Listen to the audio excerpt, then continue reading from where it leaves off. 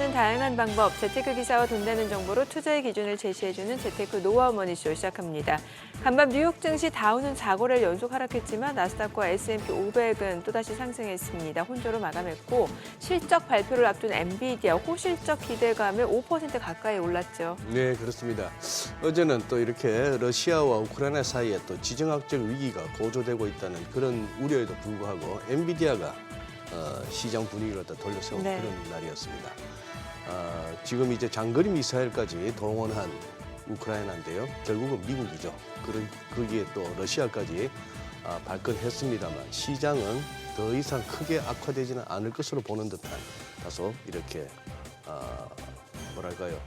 걱정이 앞서기보다는 시장의 반응을 봐서는 그래도 한번 좀 기대를 가져볼 만한 그런 시장 반응이었습니다.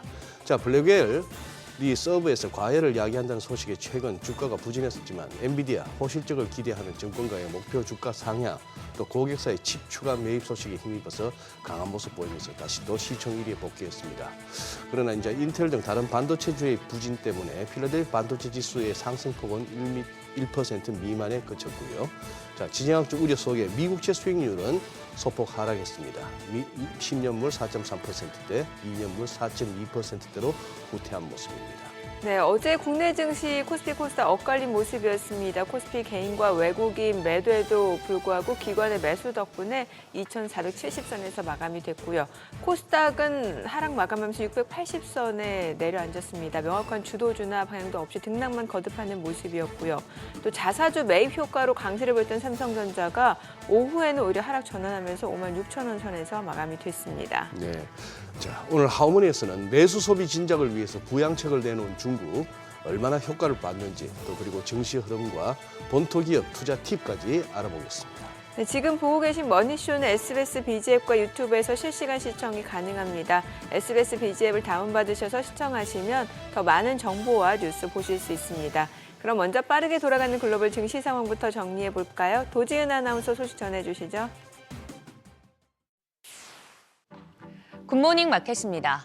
우크라이나 전쟁 여파로 초반 흔들리는가 싶더니 빠르게 평정심을 되찾아간 시장입니다. 엔비디아 실적 기대감이 그 어떤 불안 요소보다도 더 크다는 뜻일까요? 간밤 뉴욕 증시 3대 지수는 혼조세로 마감이 됐습니다. 다우 지수만 0.28% 하락한 반면 S&P 500은 0.40%, 나스닥은 1% 넘게 오르면서 상승했습니다. 일제히 하락 출발했다가 갈수록 우상향 곡선 그리면서 낙폭을 만회해냈는데요. 주요 종목들도 흐름 보시면 매그니피센트 7, 전 종목 오랜만에 모두 다 같이 올라줬습니다. 특히 엔비디아 4%대 강하게 반등하면서 다시 1위 자리 탈환해냈고요. 애플과 마이크로소프트도 상승, 알파벳과 아마존도 각각 1%대 상승했습니다. 6위부터 10위도 보시면 메타도 시장 분위기에 힘입어서 1.2% 상승을 했고요. 테슬라도 2% 상승 마감했습니다. 섹터별로 나누어 봐도 기술주와 커뮤니케이션 섹터가 상승률 1, 2위를 차지하면서 시장을 끌어줬고 가장 부진했던 쪽은 에너지 그리고 금융주였습니다. 장 초반부터 영향을 줬던 건 말씀 주신 것처럼 러시아와 우크라이나 전쟁 이슈였는데요. 미국 조 바이든 행정부는 전날 우크라이나가 미국이 지원한 장거리 전술탄도미사일을 러시아 본토 타격에 사용할 수 있도록 허용했고 우크라이나는 단 하루 만에 러시아 군사시설을 가격했습니다. 이에 블라디미르 푸틴 러시아 대통령 가만히 있지 않았죠.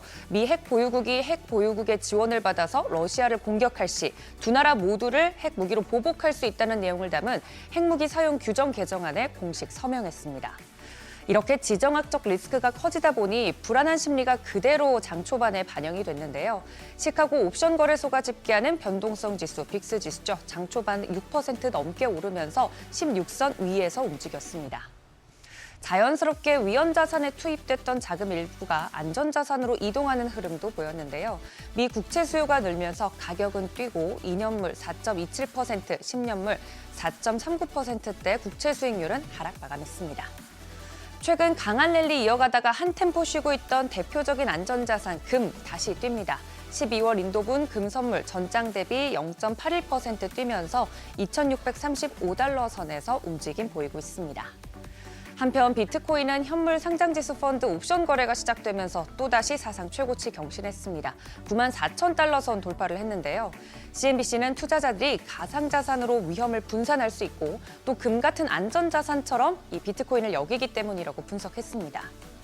이처럼 엔비디아 실적 발표 하루 앞두고 지정학적 리스크가 부각되면서 어수선한 가운데 앞서 살펴본 것처럼 엔비디아 자체는 기대감을 가지고 상승세 유지했는데요. 기술주들이 반등하면서 나스닥과 S&P 500 지수는 상승 전환에 성공했습니다. 그 외 특징적인 종목들 살펴보면 엔비디아 AI 칩을 장착한 서버 제조로 큰 주목을 받았다가 회계 부정 의혹에 휩싸여서 상장 폐기 위기까지 몰렸던 슈퍼 마이크로 컴퓨터입니다. 주가가 무려 30% 이상 폭등했습니다. 연례보고서 제출 마감 시한인 전날 장 마감 후에 증권거래위원회에 관련 서류를 제출하고 독립적 감사 업무를 수행할 회계법인을 새롭게 선임했다고 밝혔습니다. 나스닥에 남아있을 수 있겠다는 기대에 주가가 바로 즉각적으로 반응하는 모습이었고요. 실적 발표한 기업들도 살펴보면 미국의 대표적인 대형 소매업체 월마트입니다. 10분기 연소 매출과 주당 순이익이 시장 예상치를 상회한 호실적 발표했습니다. 주가도 긍정적인 흐름 보이면서 이번 실적으로 미국 소비가 다시 한번 견조하다는 걸 확인할 수 있었습니다.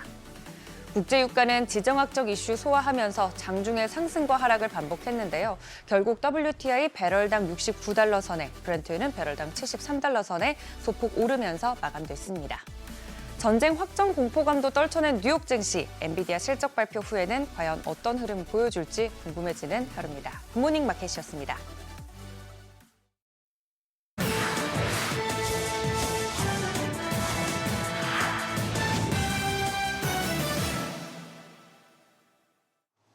앞서 보신 것처럼 비트코인이 엿새 만에 다시 사상 최고치를 경신한 가운데 트럼프가 발빠른 친가상자산 행보를 보이고 있습니다. 본인이 대주주로 있는 트럼프 미디어는 가상자산 거래소 벡트 인수를 논의하고 있고 코인베이스의 창업자 브라이언 암스트롱과의 만남도 예고했는데요. 회동에서 이 둘은 트럼프 2기 행정부 인사 임명에 대해 논의할 예정입니다.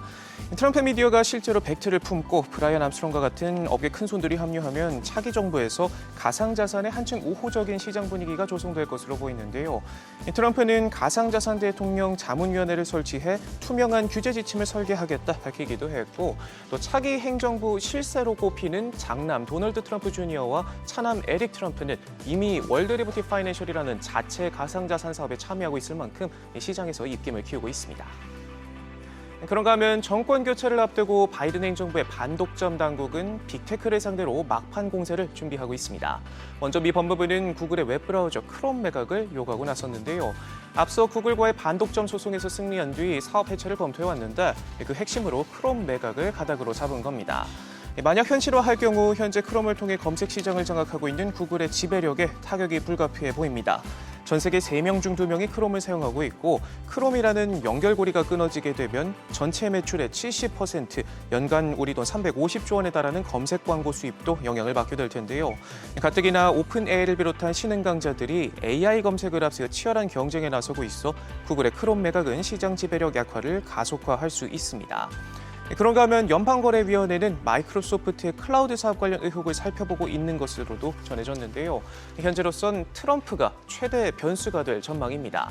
상대적으로 기업 친화적인 트럼프 정부에서 입장이 달라질 수 있지 않을까 하는 기대감 때문인데 취임 전까지 당분간 살얼음판은 계속될 것으로 보입니다. 엔비디아의 짝꿍으로도 불리죠. 상장 폐지 위기에 몰렸던 슈퍼마이크로 컴퓨터가 기사회생했습니다. 새로운 회계감사를 구하고 나스닥 규정을 준수하기 위해 계획서를 제출했다는 소식에 화요일장 주가는 30% 넘게 폭등했는데요. 퇴출 위기를 벗어난 것 아니한 기대감이 반영된 모습입니다. 슈퍼마이크로는 회계 조작 의혹을 받아오고 있는 가운데 연례보고서 제출이 지연되고 감사를 맡았던 언스트 앤 영이 결별을 선언하면서 나스닥 퇴출 위기에 몰렸었는데요. 이번 계획서가 받아들여지면 연례보고서 제출 마감은 2월로 연장될 가능성이 높고 나스닥 상장 상태도 유지할 수 있게 됩니다. 다만 글로벌 4대 회계법인 언스트 영 대신 감사를 맡은 비디오 USA는 매출 기준으로는 6번째로 크다고는 하지만 S&P 500에 속한 다른 기업 중 고객사는 단 한 곳뿐인데요. 그럼에도 월가는 문제를 해결할 수 있다는 측면에서 긍정적이다 평가했습니다. 큰손 고객 3손가락 안에 들어가는 슈퍼마이크로가 위기를 벗어날 수 있다는 희망에 엔비디아의 주가도 이날 함께 올라줬습니다. 연말 쇼핑 시즌을 앞두고 월가가 미국 소비자들의 지갑 사족에 촉각을 곤두세우고 있는 가운데 미국 유통공룡 월마트가 기대를 웃돈 실적을 냈습니다. 3분기 매출은 1년 전보다 5.5% 늘어 시장 전망치를 웃돌았고요. 주당 순이익도 컨센서스를 상회했습니다. 월마트는 향후 실적 전망도 높여 잡았는데요. 연말 쇼핑 시즌이 포함된 4분기에 기대를 웃돈 매출 성장세를 기대하면서 올해 순매출 성장률 전망치를 4.8에서 5.1%로 상향 조정했습니다. 특히 3분기 실적 성장에 대해 고객들이 매장 방문당 구매량을 늘렸는데 이전보다 신중한 소비를 위해 할인 매장을 찾은 상위 소득계층 가게 점유율이 증가했다 설명했는데요. 그러면서 도널드 트럼프 당선인의 관세 인상 공약이 실현될 경우 일부 품목의 가격 인상 가능성이 있다며 어떤 제품 가격이 오를지 촉각을 곤두세우고 있습니다. 지금까지 글로벌 비즈였습니다. 어제장 이슈가 있었던 업종 살펴보는 기업 이슈 시간입니다. 최근 일론 머스크 테슬라 CEO의 영향력이 막강해지면서 관련주들이 연일 강세를 보이고 있죠. 이번에도 머스크 CEO의 한마디에 의료 AI주로 수급이 대규모 이동했는데요. 현지 시간 18일 머스크는 소셜미디어 X에 AI의 능력이 전문직인 의사와 변호사의 수준으로 머지않아 진화할 가능성이 크다는 전망을 제시했습니다.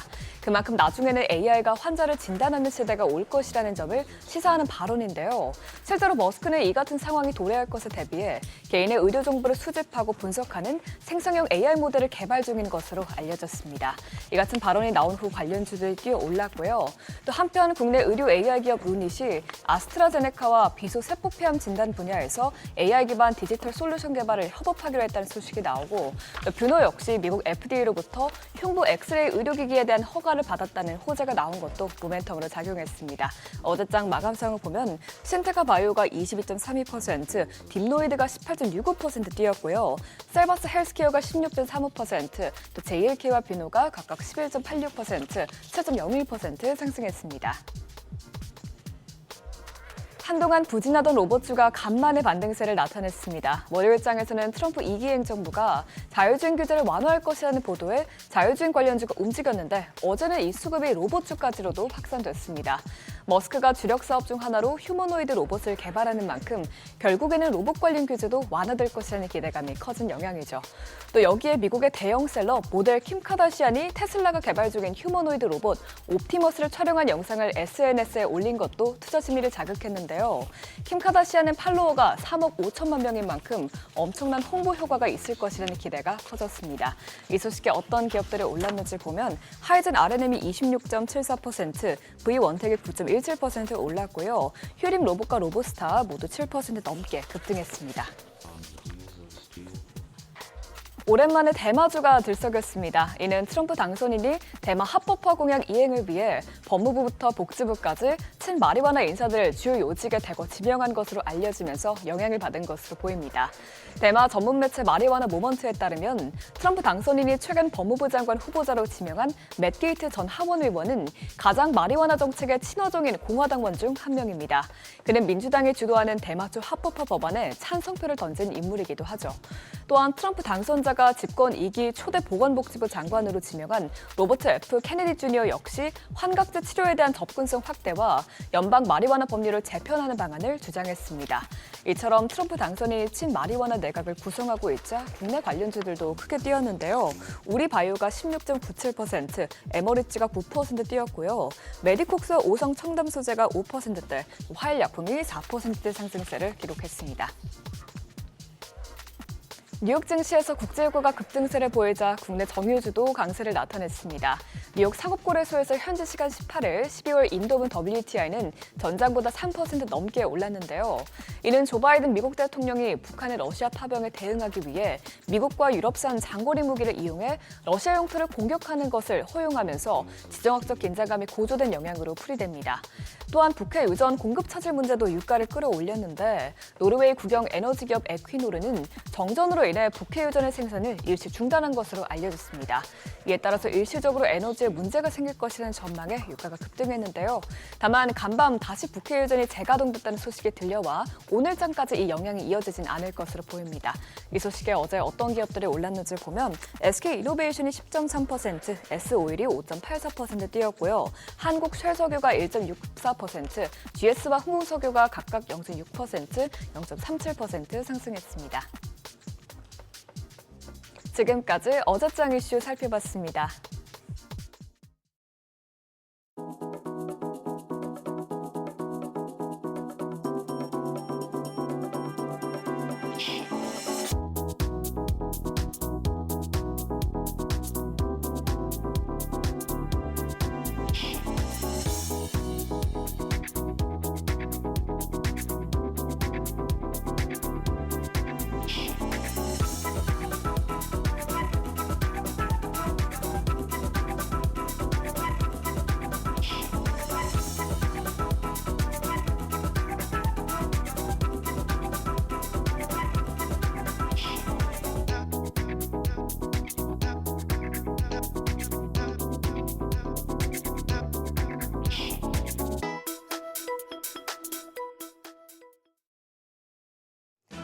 어제 우리 시장은 다시 한숨 고르는 모습이었습니다.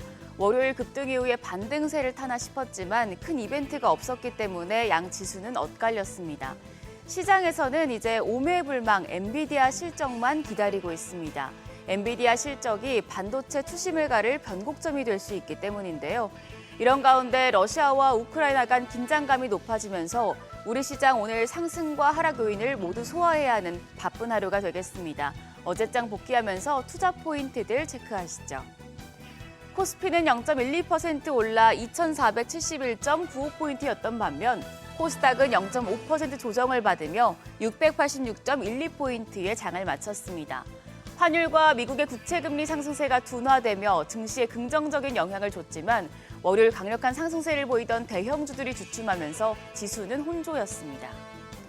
외국인 투자자는 언제쯤 시장에 돌아와 줄까요? 어제 양시장에서 외국인 모두 매도 우위를 기록했습니다. 유가증권 시장에서 외국인 3,310억 원 순매도하면서 8거래일 연속 팔자 포지션을 이어갔습니다. 그래도 지난 2거래일 동안은 순매도세가 다소 진정되는 모습을 보였었는데 다시 3천억 원 넘게 팔아치우면서 순매도세가 가속화되는 흐름이 나타났습니다. 여기에 개인도 1,685억 원 팔자세였습니다. 기관만 4,579억 원 순매수하면서 지수 상승을 주도했습니다. 코스닥 시장에서도 외국인은 319억 원 매도 포지션을 취했습니다. 기관은 301억 원 순매수했고 개인도 94억 원 매수 우위를 기록했지만 지수를 끌어올릴 정도의 힘은 부족했습니다. 시가총액 상위 대형주들 지난 월요일만큼 강한 흐름을 보여주진 못했습니다. 삼성전자는 장중에 하락 전환되더니 0.71% 약세로 마감했습니다. 자사주 매입계획 발표에 지난 2거래일 연속 급등한 이후에 자연스러운 매물이 출회됐다는 분석이 나옵니다. SK하이닉스는 0.64% 추가 하락했고 현대차와 기아도 1%대 내림세였습니다. 반면에 LG에너지솔루션 반발 매수세가 유입되면서 2.6% 올랐고요. 삼성바이오로직스와 KB금융, 네이버도 상승했습니다. 코스닥 시장에서는 알테오젠을 비롯해서 주요 헬스케어주가 하락했습니다. 알테오젠이 7.7%, HLB가 10% 가까이 반락했고요. 리가켄바이오와 삼천당제약도 각각 6.1%, 2%대 추가 조정을 받았습니다. 에코프로비엠과 에코프로 같은 2차 전지주를 비롯해서 휴젤이 2% 가까이, 클래시스가 4%대, 엔캠이 5%대 상승세를 보였지만 대형 제약주들이 하락하면서 지수에 악영향을 줬습니다. 환율은 1,390원대로 하향 안정되는 흐름을 보였습니다. 정규장 마감 시간 달러 기준 4원 30전 떨어져 1,390원 90전에 거래를 마쳤는데요. 미국 대선 영향에 따른 강달러 압력이 누그러지면서 3거래일 연속 하락했습니다. 이후 환율은 좁은 범위에서 변동성을 보이다가 새벽 6시 기준으로 역외 환율도 1,393원 선이었습니다. 오늘 외환시장 소폭의 상승 출발할 수는 있겠지만 1,390원 선은 지지할 것으로 전망됩니다. 우리가 장을 마치고 쉬는 사이에 보도된 소식들 한 판에 정리했습니다. 오늘까지는 별다른 이벤트가 없는 상황이라 업종별 뉴스에 반응할 수 있기 때문에 미리 체크해 두시면 좋겠는데요. 우선 액침 냉각 관련주 오늘장에서 주목받을 수 있겠습니다. 슈퍼 마이크로 컴퓨터가 간밤 주가가 30% 이상 급등했기 때문인데요. 독립회계감사를 새로 선임하고 나스닥 규정을 준수하기 위한 계획서를 거래소에 제출한 데 영향을 받았습니다. 양자컴퓨터 관련주인 아이온큐도 하이브리드 양자컴퓨팅 공개 이후에 하락했다가 간밤 주가가 10% 이상 반등에 성공했습니다. 우리 시장 양자컴퓨터 관련주 주가에도 영향을 줄 수 있겠습니다. 그런가 하면 콘텐츠 관련주도 넷플릭스 오징어 게임2 공개를 앞두고 관심이 모아집니다. 넷플릭스가 첫 인터내셔널 쇼케이스에서 전 세계 가입자 중 80% 이상이 K 콘텐츠를 시청하고 있다며 높아진 K 콘텐츠 위상을 강조했는데요. 벨라 바자리아 최고 콘텐츠 책임자가 오징어 게임2의 성공을 확신한다며 기대감을 높인 바 있습니다. 자동차 관련주의 경우 현대차와 GM이 픽업트럭 공동 개발을 추진한다는 언론 보도가 나온 만큼 관련주 흐름도 체크하셔야겠고요. 헬스케어 쪽은 비중 확대를 추천하는 증권사 보고서가 나왔습니다.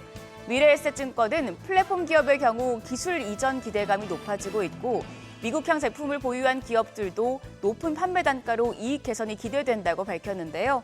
추천 종목으로는 리가켄바이오와 휴젤, 녹십자를 제시했습니다. 액침 냉각부터 헬스케어주까지 오늘 뉴스에 따라서 움직일 수 있으니 장 초반 흐름 예의 주시해 보셔야겠습니다. 한편 오늘은 우리나라 10월 PPI가 나오고 중국에서는 기준금리에 해당하는 대출 우대금리가 발표됩니다. 그리고 국내 코스닥 시장에서는 로고 전력 전송 솔루션 전문 기업 위츠가 상장합니다. 일정들 체크하시고요. 어제 시간의 거래에서는 방산과 사료 관련주가 강했습니다. 러시아가 핵무기를 갖지 않은 나라가 핵 보유국의 지원을 받아 러시아를 공격해도 핵 보유국의 공격 행위로 간주해 핵무기로 보복할 수 있다는 핵무기 사용에 대한 교리를 개정하면서 러시아와 우크라이나 간 긴장감이 확대된 영향입니다. 우크라이나 재건 쪽에는 악재가 되겠고 방산과 사료주는 시간의 거래에 이어서 강한 흐름 이어갈 가능성이 높겠습니다. 간밤 뉴욕 증시 엔비디아 호실적 기대감과 러우 사태 악화 우려가 상존하며 혼조세를 보였죠.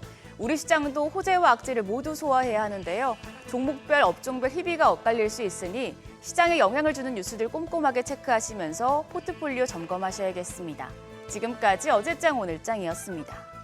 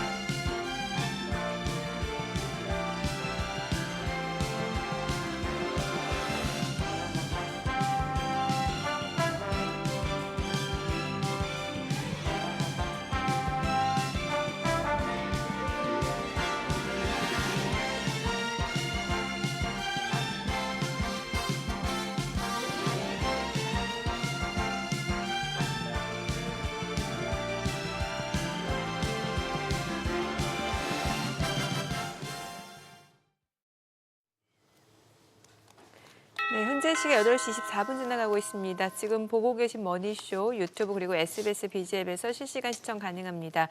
특히 SBS BG앱 다운받으셔서 시청하시면 다양한 정보와 뉴스 확인해 보실 수 있으니까요. 참고해 보시고요. 또 카카오톡 채널에서 크존 검색하셔서 친구 추가하시면 주식 정보까지도 확인해 보실 수 있으니까요. 이 부분까지도 참고해 보시기 바랍니다. 간밤 뉴욕 증시, 엔비디아 실적 기대감이 크긴 큰 것 같습니다. 엔비디아 다시 4% 넘게 올랐고, 네. 미 연준 이슈, 러시아, 우크라이나 지정학적 리스크 이거는 뒷전이네요. 네. 네. 그 부분이 이렇게 저 개인적으로 봐서는 아주 좀 긍정적인데 그런 어떤 이제 임기 2개월 남겨둔 트럼프 행정부에서 갑작스럽게 지금까지 막아오던 장거리 미사일, 러시아 본토를 때릴 수 있는 그걸 갖다가 사용할 수 있게끔 한다는 자체가 좀 이렇게 미국 내에서도 많은 논란을 야기하고 있는데 시장이 초반에 그걸 조금 신경 쓰는 것들이만 좀 뭐랄까 그 꼼수를 알아차린 것 같아요. 그래서 저는 시장의 반응을 보고 오히려 다행스럽게 생각합니다. 그러니까 이게 학습 효과로 봐야 돼요? 예. 아니면은 지금 이제 국내에서 에이테컴스가 어쩌고 저쩌고 하는데 그게 중요한 게 아니고 네. 문제는 러시아 본토를 갖다가 때릴 수 있는 그 미사일을 쓰라고 하는 이 타이밍이죠. 이 타이밍이니까 미국 내에서는 그런 얘기 하는 겁니다. 그냥 곱게 물려주지 뭘 막판에 와서 또 그런 얘기를 만들고 있는데 시장은 그걸 가볍게 봤다는 것이 저로서는 다행스럽네요. 네, 시장 참여자들 입장에서도 네. 크게 신경 쓰지 않는 분위기고 이제 엔비디아 그러니까. 실적이죠, 엔비디아 실적. 엔비디아 실적. 예. 네, 여기다 슈퍼마이크로 컴퓨터 또 급등했잖아요. 이게 그러니까. 감사 새로 선임하고 나스닥 상장 유지 조건 계획서를 또 제출하고. 아까도 슈퍼마이크로 컴퓨터 30몇 프로 나왔습니다만 예. 한번 계산을 해봤거든요. 한 100불 하던 게 10%면 90% 빠진 거 아닙니까? 그렇죠. 자, 90% 빠져서 10% 왔는데 그게 50%가 갑자기 뛰어본들 15불이에요. 다시 100불 가려면 하세월이 걸립니다. 네네. 우리가 퍼센테이지로 따지니까 그런 거지. 그런 숫자에 속지 말아야 되겠습니다만 단기 트레이딩 하는 관점에서야 예. 슈퍼마이크로 컴퓨터 이 정도 빠졌으면 싶었는데 하루 만에 30몇 프로. 뭐 고점에서 1, 2% 빠지면 크게 떨어지는 거고. 그렇죠. 예. 이게 저점에서 많이 올라가면 또 그 폭으로 보면 그렇게 크지 않은 거고 원래 그렇죠. 맞습니다. 네. 그러니까 우리 지수도 예를 들어서 2% 올랐다가 2% 빠졌다 원위치 그게 아니죠. 그렇죠. 예. 올랐다 빠지면 비슷하게 1%가 다른 거잖아요. 다른 1%죠. 맞습니다. 예. 야, 갑자기 아침부터 이거 산수하고 있는 이거는 수학도 아니고 산수죠. 산수. 네네, 산수. 네. 어. 저희 바로 모셔보도록 하겠습니다. KB국민은행 자문교수 장재철 박사님 함께합니다. 어서 오세요. 네, 안녕하세요. 박사님 어서 오십시오. 네. 게스트 말씀도 듣기 전에 제가 너무 주접을 떨었는데 어제 그 펼쳐졌던 어떤 그 우리 국내에서도 많이 다루긴 했습니다만 이제 갑자기 이제 러시아 우크라이나 쪽에서의 전쟁 확전 가능성 네. 이 부분은 박사님 어떻게 해석하셨습니까? 사실은 굉장히 뭐 여러 뭐 정치 경제학자라고 그럴까 하여튼 정치학자든 경제학자든 우려하는 상황은 맞습니다. 무서운 얘기죠. 왜냐하면 예. 러시아가 핵 사용에 대한 그 규범 자체를 과거에는 핵이 있는 국가가 공격했을 때 네. 핵을 사용하는데 이제는 그렇지 않다는 거잖아요. 네. 그리고 뭐 크루그만도 그렇고 키신저 전 장관도 그렇고 상당히 위중한 상황이라고 판단하는 건 맞는 것 같아요. 그렇지만 네. 저도 뭐 과거 시티에 있을 때 예. 금융시장에서 전쟁을 논하는 거는 끝나는 거거든요. 사실. 예. 그렇죠. 그러니까 예, 전쟁에 예. 대한 위험성 자체를 시장에 반영하려면 상당히 위급한 상황이 있어야 되지 않을까 이런 생각을 합니다. 그래서 지금은 어제장 같은 경우에는 어느 정도 우리가 좀 넘어갈 수 있는 상황이라고 했지만 만약에 긴장이 더 고조가 된다고 하면 시장의 변동성은 불가피할 거로 봅니다. 그래서 저는 그런 리스크를 우리가 안도하지 말고 항상 네. 대비해야 될 것 같습니다. 네. 아니 뭐 지금 보도에서는 뭐 러시아 핵무기 사용 가능성도 얘기 나오는데 네. 이거는 어느 정도나 봐야 되는 거예요?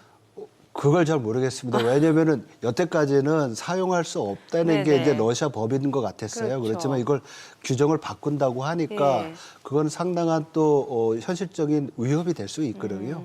그래서 그런 부분들을 우리가 고려해야 되는데 사실 제 경험으로는 과거 천안함 예.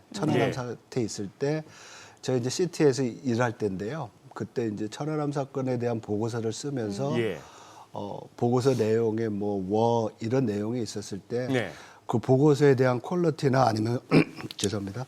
법적인 이런 것들을 되게 아주 강력하게 뭐라 그럴까 조정하는 그런 경험했습니다. 어디 그래서 회사 그렇죠. 차원에서. 왜냐하면 네네. 금융 보고서 내에서 전쟁이라는 이슈 자체를 다루는 거는 상당히 조심스러운 일입니다. 그리고 또 그걸 또 시장이 지금 이렇게 좀 보는 것 같고요. 그렇지만 뭐 만약에 이거 현실화된다고 하면 그 충격은 굉장히 클 거로 봅니다.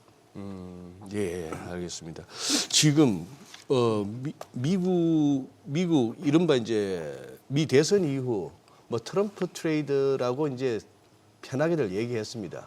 좀 이렇게 조정을 받을 만한 시점에 미국 대선 결과가 나오고 팡 튀어 올랐고요. 네네. 근데 사실 그것도 이제 한 11월 11일 정점을 찍고는 이렇게 가다가 지금 또 약간 흘러내리고 있다가 다시 이제 좀 이제 방향성을 모색하고 있는 중인데 미국 랠리 끝났느냐 안 끝났느냐 이제 논란이 생길 것이고 안 끝났다 쪽은 밀릴 때마다 사고 싶을 거고 네. 조금 불안한 쪽은 차익 실현에 나서고 싶을 것이고 여기다가 지금 그 뭡니까 이거 마이크 윌슨 네. 그 모건 스탠리의 월가에서 가장 고음이 결국 더 간다고 얘기를 하는 아주 절묘한 시거들이 나왔습니다. 박사님 어떻게 보십니까? 사실 미국 경제가 앞으로 둔화되는 거는 불가피할 것 같습니다. 왜냐면 둔화되는 거예요? 네. 그러니까 네. 둔화되는 건 불가피한데 그 둔화가 이제 아침에 이제 말씀하셨잖아요. 몇 퍼센트의 변화냐 이런 게 중요한데 올해 미국 경제가 2.8% 정도 성장을 한다고 하면 예. 내년도에 둔화되는 정도 보는 게 2.2에서 2.0이거든요. 근데 선진국 중에서 가장 높은 성장률이 될 거예요. 그 정도만. 그렇죠. 예. 왜냐하면 뭐 유럽 성장한다고 해도 1% 내외일 거고요. 일본도 1% 내외. 한국도 지금 IMF는 2.0 뭐 이 정도 보고 있는데 2.2, 2.0 보고 있는데 실제로는 저거 다운사이드 리스크 많이 보니까 1.8이에요. 우리나라. 그렇죠. 예. 그리고 이렇게 놓고 본다고 하면 미국 경제가 슬로우다운 한다고 하더라도 그 선진국의 그 전체 평균보다 높으니까 우리가 계속 얘기했던 미국 예외주의는 성장률이 둔화돼도 내년에도 유지가 되는 겁니다. 네. 그렇죠.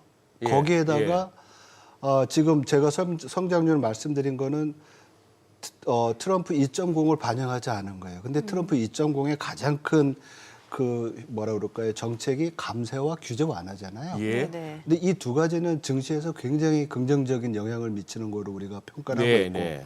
이런 것들을 보면 미국 경제뿐만 아니라 증시 자체도 내년도에 우리가 보통 얘기하는 업사이드를 많이 상향의 그런 그 가능성을 많이 볼 수가 있지 않나 이렇게 보는 거죠.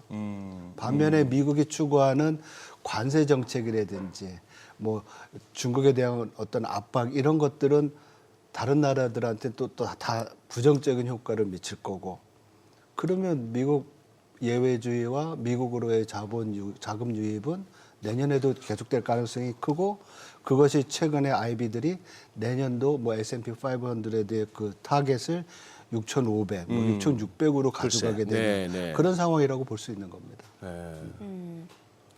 확실히 지금 시장에서는 트럼프에 주목하는 분위기네요. 오늘 그 스타쉽 청관한 거 예. 보셨죠? 예, 예. 예. 아주 뭐 일론 머스크하고 거의 24시간 붙어 다니는 느낌이에요. 진짜 요즘. 브로맨스를 딱 보여줘요. 예, 이제. 대단합니다. 예. 예. 이게 뭐 자기 임기 내에 화성 가고 싶다고 얘기했었잖아요, 트럼프가. 예. 예, 뭐 아직 스타쉽 이제 무인이긴 합니다만, 예, 그 정도로 또 간밤에 전기차 관련주 보면은 테슬라는 오르고 그밖에 뭐 리비안이라든지 아니면은 뭐 니콜라 이런 종목들은 좀 떨어졌단 말이죠. 이게 같은 전기차가 아니에요, 이제는. 그런 것 같습니다. 예, 그런 것 같아요. 예. 그리고 박사님 뭐 아까 리포트에서 전쟁 같은 용어를 갖다가 금융권에서 쓰는 건 조심스럽다고 금기시 되는 했는데 거죠. 예, 예. 이게 또 그렇다고 이 정치적인 요인을 갖다가 우리가 또 생각은 안 할 수는 없지 않습니까? 네, 네, 네. 지금 이제 미국 대통령으로는 이제 트럼프가 압승을 거뒀었는데 이 일은 또 그 밑에 강요를 통해서 할 거 아니에요. 그렇죠. 지금 한참 인선이 이루어지고 있는 거고. 네, 네, 예. 지금 보니까 머스크 정부 효율부 수장인데 어떻게 짐작하십니까? 이 부서는 뭐 어떤 걸 할까요? 뭐 제일 뭐 지금 목적으로 하는 게 정부 지출의 효율성, 어떤 제도나 아니면 각 부서에 대한 어떤 또 뭐 그 효율성, 예. 돈 쓰는 거에 대한 효율성, 일하는 거에 대한 효율성을 높이는 그런 부서로 이제 만들고 있는 건데. 정부 지출 한 2조 달러 줄이겠답니다. 그렇죠. 머스크 말로는. 예, 근데 그게 예. 가능할지는 잘 모르겠지만 예. 목표가 높으면 우리가 그런 얘기 하지 않습니까? 뭐 100을 목표로 하면 우리가 70, 80은 가도 50 목표하면 그것보다 못 그러니까. 가니까 예. 굉장히 앰비셔스하게 에임 하이 하는 거는 맞는 것 같고요. 사실 글로벌 금융 위기도 그렇고 뭐 2차 세계 대전 이후에 케인즈 이제 경제 정책이 많이 펴졌잖아요. 네. 그러면서 정부의 지출이 경제에 영향을 미치는 그게 커지면서 정부 사이즈는 점점 커졌어요. 네. 근데 뭐 미국도 그렇고 저희 한국도 그렇고 어느 시점에선가는 한번 이러한 어떤 정부 제도라든지 기관이라든지 지출에 대해서 한번 점검할 때가 됐다고 저 개인적으로 생각하고 있었거든요. 지금 우리가 뭐 우리 예를 들면 우리 예산도 눈먼 예산이다 뭐 이런 얘기 많이 하잖아요. 눈먼 돈이라고 하죠. 그렇죠. 예, 예. 이런 거를 할 수 있는 부서를 만든다는 기획을 했고 거기에 머스크를 또 앉혔다는 것은 미국뿐만 아니라 다른 나라에도 상당히 어떤 시사하는 바가 큰 것 같습니다. 그래서 저는 이걸 한번 얼마나 잘하는지를 보고 예. 우리나라도 벤치마크를 하면 예. 굉장히 중요하지 않을까 이렇게 생각을 합니다. 왜냐하면 예산은 있는데 예. 재정 규율로 많이 쓰지는 못하는데 네. 만약에 효율성을 높인다고 하면 예. 그만큼 돈 우리가 잘 쓸 수 있잖아요. 그렇죠? 예, 그러죠. 그래서 그런 부분에 대해서는 저는 개인적으로 굉장히 기대를 하고 주목하고 있는 부분입니다. 지금 아직 재무장관은 정해지지 않았죠. 네, 네. 지금 케빈 월시라고 케빈 네. 워시. 예, 예. 네. 뭐 원래는 트럼프가 자기 일기 때 연방주 파월 자리 연준 의장을 앉히고 싶었었는데 그때 못했는데요. 이분이 지금 어떻게 보면 트럼프 정책이랑 안 맞는 부분도 있대요. 옛날에 2011년인가요? 그때 조지 부시 우리 주니어 부시라고 그러죠. 옛날 부시 대통령 아들이 부시했잖아요. 43대 미국 대통령. 예. 그 동생 잽부시라고 있는데 그분이랑 같이 이제 뭐 기고를 했는데 거기서 보호무역주의에 대해서 굉장히 반대하는 그걸 썼대요. 그러니까 어떻게 보면 트럼프의 정책, 통상 정책이랑은 안 맞죠. 그렇지만은 그 연준에서 이사했던 그것도 있고 또 금융권에서도 부사장을 했던 부분이 있고 예. 그래서 이런 부분들이 사실은 앞으로 트럼프가 생각하고 있는 연준과 또 재정 정책, 미국의 재무부부 있지 않습니까? 예. 그래서 세계의 어떤 글로벌 경제, 금융을 어떻게 보면은 관리하는 그런 부서라고 볼 수 있는데 거기에 제 생각으로는 좀 맞는 사람이 아닌가. 그래서 지금 우월하게 지금 거론이 되고 있고요. 그 예. 외에도 뭐 많이 후보자는 있는 것 같습니다. 거기가 이제 스콧 베센트라는 인물이 계속 유력하다고 나왔었는데 예. 여기는 헤지펀드 출신이죠. 네, 그렇죠. 펀드 매니저인데. 펀드 매니저 출신에. 네, 근데 이분은 지금 국가경제위원회 위원장으로 내정이 되지 네네, 않았나. NEC 쪽으로. 예. 그래서 지금 베센트 그리고 월시 그리고 상무장관의 누굽니까? 하워드 루트닉이 됐잖아요. 이제 재무장관 쪽으로 거명되다가 여기가 상무부 쪽으로 예. 교통정리가 된 것 같고. 예, 그 안에서 약간 내분이 있어가지고 예. 재무부 장관에서는 빠지고 후보에서 예. 빠지고 상무장관이 됐습니다. 근데 상무장관도 사실 미국의 통상을 관할하기 때문에 트럼프 입장에서는 굉장히 중요한 자리라고 볼 수가 있는 거죠. 일기 때 그 굉장히 그 뉴스에 자주 올랐던 그 로버트 라이트하이저 무역 대표부 그분도 이번에 뭔가 하나 하긴 할 것 같은데. 예, 거론은 되는 것 같습니다. 근데 이번에 무역대표부까지 관할하는 것이 이제 루트닉이 됐으니까 대중국 아마 정책이 굉장히 강경하게 나갈 것 같습니다. 지금 인수위원장이잖아요. 예, 그렇죠. 자, 약간 관심 받기긴 합니다만 당내도 12월 FOMC 지금 뭐 금리 인하냐 동결이냐 뭐 지금 계속해서 비중이 왔다 갔다 하거든요. 어떻게 보시나요? 지금 그 페드 와치라는 게 있잖아요. CM에서는 연준이 12월 달에 어떻게 금리를 할 것인가 보면 25bp 내리는 거가 한 60 몇 퍼센트. 지금 저기 화면에 나오고 있습니다. 하루가 다르게 계속 바뀌는 계속 그렇죠. 바뀌는데 거의 60%죠. 6대 4죠. 60%까지 많이 내려왔어요. 네. 그리고 동결이 이제 많이 올라왔는데 그게 최근에 파월 의장이 좀 금리 인하의 속도를 좀 줄이자 이런 얘기를 했습니다. 서두를 필요가 없다. 근데 제 생각으로는 만약에 12월 달에 동결을 하면 지난 9월 달에 50bp 내리고 그다음에 25bp 연달아서 내렸는데 갑자기 동결하면 그동안 75bp를 왜 이렇게 서둘러서 내렸나에 대한 비판이 굉장히 커질 수 있을 것 같아요.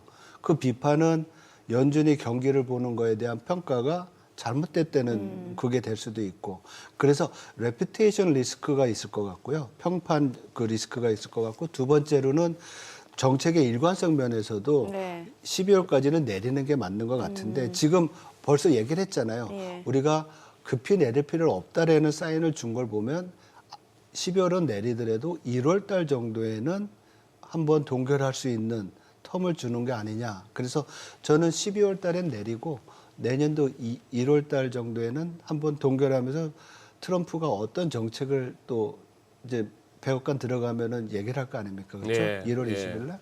그러면 그거 보고서 이제 아마 정책을 해 나가지 않을까 이렇게 생각을 해 봅니다. 왜 남자들 왜 군대에서 다 경험해 봤지 않습니까? 옛날 세대들 이제 저녁 앞둔 병장한테 열심히 뭐 잘 보이려고 삭삭하고 그다음에 상병한테는 좀 대충 하다 보면 그 상병이 와서 꼭 하는 말이 너 군생활 누가 하고 오래 할 거겠냐 이렇게 되지 않습니까? 지금 파월 같으면은 제가 파월 같으면은 그냥 뭐 전화 같은 게 오게 하겠습니까? 막 이심전심으로 카드 좀 아껴두겠습니다. 그래 저 아껴둔다라는 건 동결하겠다고요? 네, 저기 뭐 형님 취임하시면은 제가 그때 좀 팍팍 쓰겠습니다. 이렇게 군생활 누구하고 오래 할지 한번 생각해야죠. 파월도. 파월 임기가 2026년까지잖아요. 그렇습니다. 네. 예, 그러니까. 그리고 둘 사이의 관계가 이렇게 좋은 것 같지 좋지는 않아요. 않은 것 지난번에 같아요. 기자회견할 네, 때 네, 보니까 네. 사임을 요청받으면 하겠습니까? 그러니까 두 번이나 아주 강하게 노 그러지 않았습니까? 네, 네. 그래서 네. 이게 이제 트럼프와는 어떤 정책 면에서의 어떤 그 뭐라 그럴까요? 그 반대하는 그런 게 있는 것 같고 더 중요한 것은 우리가 계속 얘기하는 게 연준의 독립성 얘기거든요. 예. 연준은 데이터만 보고서 결정을 한다. 그리고 금리 인하에 대해서 또 제가 말씀드린 건 아까 뭐 평판 리스크다, 정책의 일관성이다 그렇지만은 기본적으로 지금 정책 금리 수준 자체가 우리가 보통 연준이 생각하고 있는 중립금리 즉 예. 이 정도 돼야지 예. 경제가 잘 돌아간다고 하는 수준보다 높아요. 그래서 일단 여러 가지 불확실성이 새 정부가 들어와서 생기기 전에 금리를 내려놓는 게 더 맞지 않나 이렇게 볼 수 있습니다. 뭐 인플레이션이나 고용 상황은 저희가 어떻게 판단하는 게 좋을까요? 지난번에 그 급하게 50bp 예. 내리고 25bp 내렸을 때는 더 우려됐던 것이 뭐였냐면 고용 고용, 쪽이었어요. 왜냐하면 7월달 실업률인가 4.3까지 올라갔었잖아요. 네. 9월달 금리 예. 내릴 때. 그러면서 그때 한참 이슈가 됐던 게 샴의 법칙 막 나오고 네네. 그랬잖아요. 예. 그러네요. 근데 지금 실업률은 4.1로 다시 내려왔고 인플레이션은 지난달 께 그냥 올라왔어요. 전월 대비로. 그리고 연준이 통화정책의 그 기준으로 삼는 개인 소비자 물가, 소비자 지출 물가가 있는데 이게 지난달에 지난 10월달 지금 예상되는 게 핵심 코어가 네. 2.9까지 올라갈 거로 보고 있어요. 7월달에 지난달에 소비자 물가와 생산자 물가가 많이 올라서 전달보다. 그래서 이런 부분이 그동안 생각했던 인플레이션에 대한 우려를 조금 더 키우는 거 아니냐. 그래서 지금은 과거에는 실업에 대한 고용에 대한 우려가 있다고 그러면 지금은 인플레이션에 대한 우려가 있고 이것이 연준으로 하여금 금리를 동결하거나 아니면 금리 인하를 속도를 줄이게 하는 그런 요인이 되고 있죠. 그렇지만 지난번 기자회견도 그렇고 연준이 가지고 있는 기본적인 물가 전망은 연말이나 내년 상반기까지 가면서 물가는 기조적으로 내려올 것이다. 여기에 대해서는 그 기조 자체는 변하지 않은 것 같습니다. 네. 아까 이제 미국 증시 이제 내년에도 계속 박사님은 기본적으로 그래도 전 세계에서 자금이 미국으로 쏠려가는 또 경제 성장 측면에서나 또 펀더멘털 측면에서도 미국이 상대적으로 낮고 그래서 크게 걱정하지 않는다 쪽에 이제 뷰로 제가 받아들였습니다. 네네. 근데 요즘 이제 일각에서 이제 슬슬 나오는 걱정이 이제 미리 하는 걱정이기도 하고 좀 너무 심하면 저 언제까지 저렇게 기후로 그칠 수도 있는 그 얘기도 들을 수는 있습니다만 딴 게 아니고 그 얘기요. 언제 한 번은 터질 것 같은데 미국에 그 잠재되어 있는 뭐 예를 들면 그런 겁니다.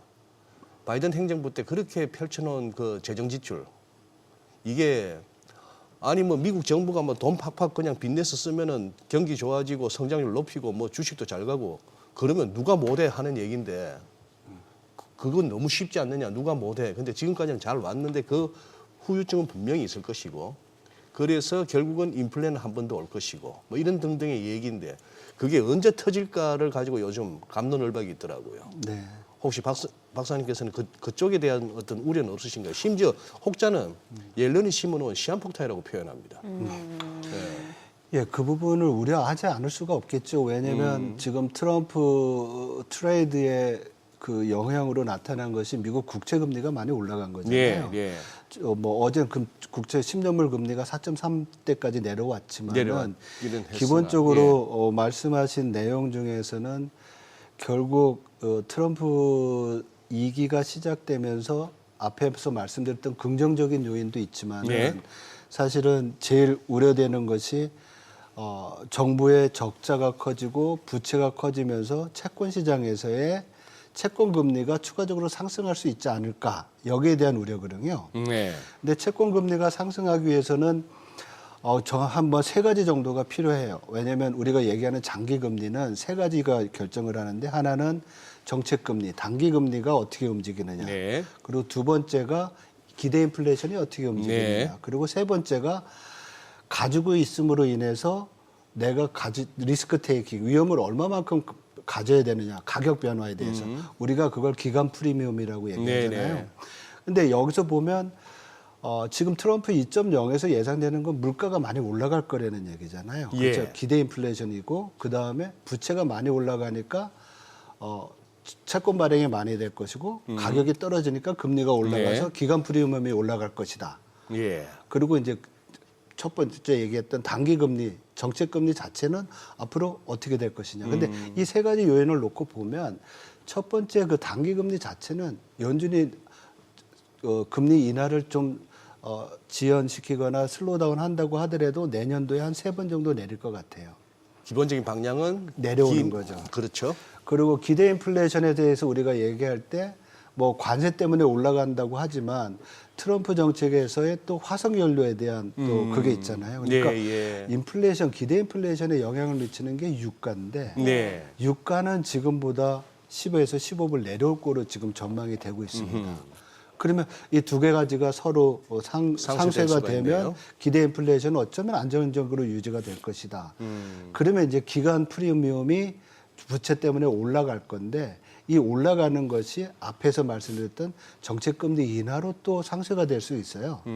그러니까 지금 혹자는 과거 지난 10월 달인가 지난해 10월인가요? 네. 미 국채 10년물 금리가 5%까지 올라갔었잖아요. 예, 예. 그래서 요번에도 다시 지금 4.4%인 미국 10년물 금리가 5%까지 올라가지 않겠느냐. 부채가 많아서. 근데 그 부분은 지금 말씀드린 대로 연준이 금리를 내리고 있기 때문에 그렇게 가능성이 높지 않다. 이런 면은 어떻게 보면 전반적인 금리가 과보다 높지 않고 어쩌면 지금과 같은 수준이거나 내려올 수 있다고 보면 금융 여건 자체는 좀 더 완화적으로 될 수 있는 거겠죠. 네. 그래서 조정을 받을 가능성은 많습니다. 지금 우리가 이제 모두에서 얘기했던 전쟁 네, 리스크도 예. 있는 거고요.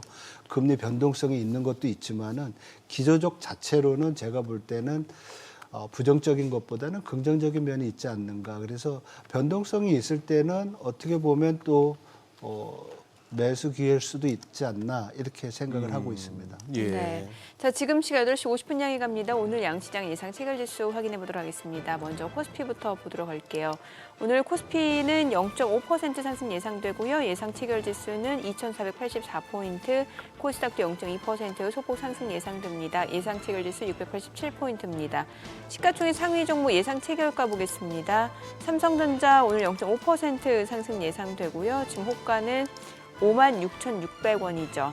자, 그리고 SK하이닉스가 2.4% 상승이 예상됩니다. 지금 호가 174,700원. 아무래도 이제 엔비디아 실적 발표를 앞두고 있는 상황에서 지금 엔비디아 실적에 대해서 좀 호평들이 많이 나오고 있습니다. 이런 기대감 반영되면서 엔비디아 주가 간밤에 5% 가까이 올랐고 또 지적적인 밸류체인 SK하이닉스 오늘 2% 강세가 예상되는 호가 분위기죠. LG 에너지솔루션 보합 예상되고요. 삼성바이오로직스가 1.8% 상승 예상됩니다. 호가는 93만 6천 원. 현대차 소폭 하락 예상됩니다. 예상 체결가 21만 5천 원이고요. 기아가 0.8% 하락 예상됩니다. 호가는 9만 4,500원. 삼성전자 우선주 보합 예상되고요. 셀트리온이 1% 하락 예상됩니다. 예상 체결가 17만 600원. 이 가운데 KB금융이 1.4% 상승 예상되고요. 호가는 9만 3,500원. 네이버가 0.3% 상승 예상됩니다. 예상 체결가 19만 3,900원으로 집계가 됩니다. 코스닥 시가총액 상위 종목 예상 체결가 보겠습니다. 알테오젠 오늘 7% 강세가 예상됩니다. 호가는 40만 2,500원이고 에코프로비엠 보합 예상되고요. 2% 하락 예상되고요. HLB도 2% 약세가 예상됩니다. 호가는 6만 8,700원.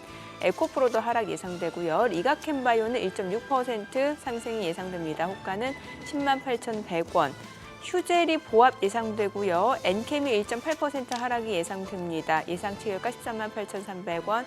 클래시스 0.8% 내림세가 예상되고요. 레인보우 로보틱스는 상승 출발 예상됩니다. 호가는 142,000원, 3,000당 제약 하락 출발 예상되고 있습니다. 자, 이제 개장까지 8분여가량 남았는데요. 일단 양시장 오늘 코스피 지금 SK하이닉스 강세가 예상되면서 코스피 상승을 주도할 것으로 예상되는데 역시 또 엔비디아 실적에 대한 기대감이 크다라는 게 국내 증시에도 좀 반영이 되는 것 같네요. 네, 지금 이제 동시효과 흐름만 네. 봐서는 야간 선물은 조금 약하게 마감했는데 저 정도면은 괜찮아 보이네요. 예, 그러니까 SK 하이닉스, 삼성전자 이렇게 가준다면은 이번에 바닥 찍고 시작했으면은 또 사실 또 2,500 위에서 그다음 네. 고민해야 되는 거 아닙니까? 그렇죠. 우리가 암만 좀 바보 같은 시장이라도 참 자국 정신을 가지고 이런 소리가 나오네요. 하도 얼마나 그동안에 그거 했으면은 오늘은 동시효과 믿어볼랍니다. 동시효과? 네. 동시효과보다 더 가주면 좋고요. 더 가지면 더 좋고. 예. 네. 뭔가 좀 시장 분위기도 좀 바뀌면 좋겠다라는 생각이 들어요. 국내 증시도 전반적으로. 예, 그동안 대형주들도 많이 조정 겪을 만큼 예. 거쳤고 예. 예, 또 가격 메리트가 부각될 수 있는 시점이기도 하잖아요. 이제 사기인데 이것도 전쟁에 비유하자면 우리 국내 투자자, 개인 투자자들이 전이 내지는 사기가 네. 많이 떨어져 있다는 걸 요새 좀 느낍니다. 이 얘기를 별 기대감이 없어요. 개장 전에. 그렇죠. 예, 개장 전에 예. 별 기대감이 없고 동시효과에 뻘겋게 나와도 뚜껑 열어봐야지 이런 분위기들을 이렇게 대화하다 보면 많이 느끼는데 그러려면은 딴 거 있습니까? 이렇게 골프 선수 힘내려면 공이 잘 맞아야 되는 거고 그렇죠. 뭐든지 예. 또 노름꾼들은 또 패가 잘 들어오면 또 힘이 나는 것처럼 이 조금만 가주면 또 분위기 사는데 거래량도 확 실리고 그렇죠. 가주면. 그러니까 예. 예. 아유 우리 또 장 박사님 모시고 이렇게 오늘따라 표현이 제가 너무 저렴해서 죄송합니다. 아유, 무슨 말씀을요? 근데 굉장히 현실감 있고 좋습니다. 아니 그래서 일본도 좀 간단하게 여쭤볼게. 일본은 사실 이제 지금 금리 인상을 시사했는데 어떨까요? 이제 12월 한 달 이제 한 번 남았죠 올해. 예. 네네. 금리 인상 쉽지 않을 수도 있다는 얘기 나오잖아요. 인상해야 될 것 같습니다. 인상해야 될 것 일본. 같아요. 왜냐하면 예. 지난번 3월이랑 7월 달이었는가요? 그때 금리 인상했을 때. 네. 그러고 나서 8월 초에 난리 쳤죠. 네. 예. 근데 그때 인상했을 때 제일 우려됐던 것이 관심을 주목을 끌었던 것이 달러 엔 환율이었잖아요. 그랬습니다. 그때 150에서 예. 155 그 사이에서 조정이 있었는데 정책 금리가 인상이 됐는데 지금 그 수준이잖아요. 그래서 엔화가 달러화에 대해서 굉장히 강한 부분이 첫 번째 있고요. 네. 두 번째로는 일본 경기가 나쁘지가 않아요. 소비가 굉장히 강건해요. 그래서 3분기 경제 성장률이 전기 대비 0.2고 전기 대비 연율로 보면 0.9%인가 그래요. 일본 경제 성장률이 굉장히 나빴었잖아요. 예. 그러니까 그 정도 되는 거 좋은데 그 구성 항목을 보면 그동안 경제 성장률을 이렇게 내렸던 제약했던 소비가 계속 강건하게 유지가 되고 있고요. 그리고 임금 상승이 계속 좋은 것 같아요. 물가는 내려오는데 임금 상승률이 물가 상승률보다 높으니까 실질 임금이 계속 증가하는 플러스의 상태를 유지를 해가지고 이런 부분이 상당히 경기에 좋지 않나 이렇게 봅니다. 그리고 지금 화면에도 나오지만 물가가 전월보다는 좀 내려왔지만은 2.5%. 과거에 이 소비자 물가 일본 디플레이션이었잖아요. 네네. 그랬죠. 그래서 완전히 지금은 일본이 디플레이션에선 탈피했다라고 이제 판단을 내리는 겁니다. 그래서 환율 문제도 그렇고 경기 어떤 회복 속도도 보면은 올라갈 수 있는 금리를 올릴 수 있는 그런 여지가 있다. 그리고요. 요번에 12월 달에 올리는 게 끝이 아니라 예. 내년에도 내년 경제 성장률을 지금 1% 내외로 보고 있는데 그 정도의 성장세가 유지가 되고 있고 또 엔화가 사실을 보면 안전통화잖아요. 네네. 네, 네. 달러랑 비슷하게 안전통화라고 얘기를 하는데 트럼프 관세나 이런 거 가지고서 엔화가 약세가 될 수 있는 부분이 있지만은 다른 통화에 비해서 그렇게 약세가 되지 않을 것 같아요. 이 얘기는 내년에 달러 엔 환율이 지금 155엔이다. 그러면 내년에 내려온다 그래가지고 110엔 이렇게 안 가고 내년에도 140엔 이상 정도는 유지될 것 같아요. 네네. 그러니까 예. 그 일본 중앙은행 입장에서는 환율이 계속 신경이 쓰이는 부분이라고 볼 수가 있죠. 네. 어떤 쪽이 너무 급격하게 환율이 떨어지는 엔화 강세로 갈까 봐 신경이 쓰인다 말씀이죠. 예. 왜냐하면 여러 가지 대외 환경은 나빠지고 있는데 너무 강세로 가면은 안 좋잖아요. 그렇죠. 그래서 그런 부분들을 본다고 하면은 내년에도 추가적으로 두 번 정도 더 금리 인상을 시키지 않을까 이렇게 생각을 합니다. 그래서 올해 말에 0.5% 정책 금리가 그리고 내년도 말에 1% 해서 일본의 중앙은행 정책 금리는 다른 선진국 중앙은행과 달리 앞으로 올라갈 것이다 이렇게 전망하고 있습니다.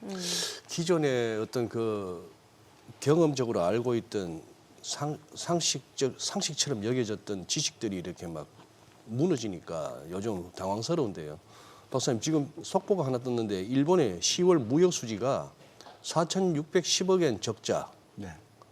4천억이면은 곱하기 뭐 9만 원 사고 이거는 뭐 거의 그러면 그건데 한 4조 정도인데 우리 돈으로 이제 넉 달 연속 적자. 이건 좀 저로서는 생소한 거죠. 당연히 일본은 무역 수지 흑자국으로 알고 살아왔는데 말이죠. 이 변화는 사실 일본이 어떻게 보면 수출이 전체 경제에서 차지하는 비중이 그렇게 크지 않잖아요. 우리 한국보다 작거든요. 한국은 거의 40% 되는데 일본이 아마 20%도 안 될 거예요. 그렇습니다. 내수 경제이기 때문에 전체 사이즈로 보면 예. 거기다가 지금 말씀드렸잖아요. 소비가 좋다고. 네. 예. 소비가 좋고 일본의 그동안 또 경제 성장률을 이끌어준 걸 보면은 또 투자가 또 어느 정도 유지됐던 부분이 있어요. 그러니까 경기 회복이 내수 위주로 간다고 하면 대외 환경이 좋아서 뭐 좀 그 수출을 좀 늘릴 수 있는 부분이 있다고 하더라도 지금 보면은 뭐라 그럴까요? 엔화 약세인 부분에 있어서도 적자라는 부분은 대외 수요가 그렇게 좋지 않다는 얘기잖아요. 그 말이죠. 그렇죠. 예. 그 상황에서 일본 경제에서 소비가 주도하고 있다 그러니까 아무래도 수입은 늘어나야 되겠죠. 예. 그런 부분이 불황형 적자라고 해야 되나? 대외 환경은 나쁘고 내수는 좋은데 그 뭐 전반적인 경제 자체는 불황은 아니지만은 소비가 많이 늘어나가지고 그런 현상이 나타나는. 예. 네. 어쨌거나 예. 아까 말씀하신 것 중에 달러엔 환율이 일본 BOJ가 금리 인상은 불가피하더라도 엔화의 급격한 강세까지는 가지 않을 것이다. 예, 그래서 그나마 이제 그것도 증시에는 나쁘지 않은 뭐 전망이 되겠네요. 네네. 한 140엔 정도는 유지할 거로 지금 전망하는 것 140엔. 같습니다. 네. 네. 자, 간밤 뉴욕 증시가 나스닥 중심으로 좀 많이 오른 모습이었고 엔비디아 실적 발표를 앞두고 이제 AI 관련주들에 대한 기대감이 높아지고 있는데 오늘 국내 증시에서는 또 삼성전자 주가가 다시 한번 상승의 힘을 낼 수 있을지가 관전 포인트가 될 것 같습니다. 국내 증시 개장합니다.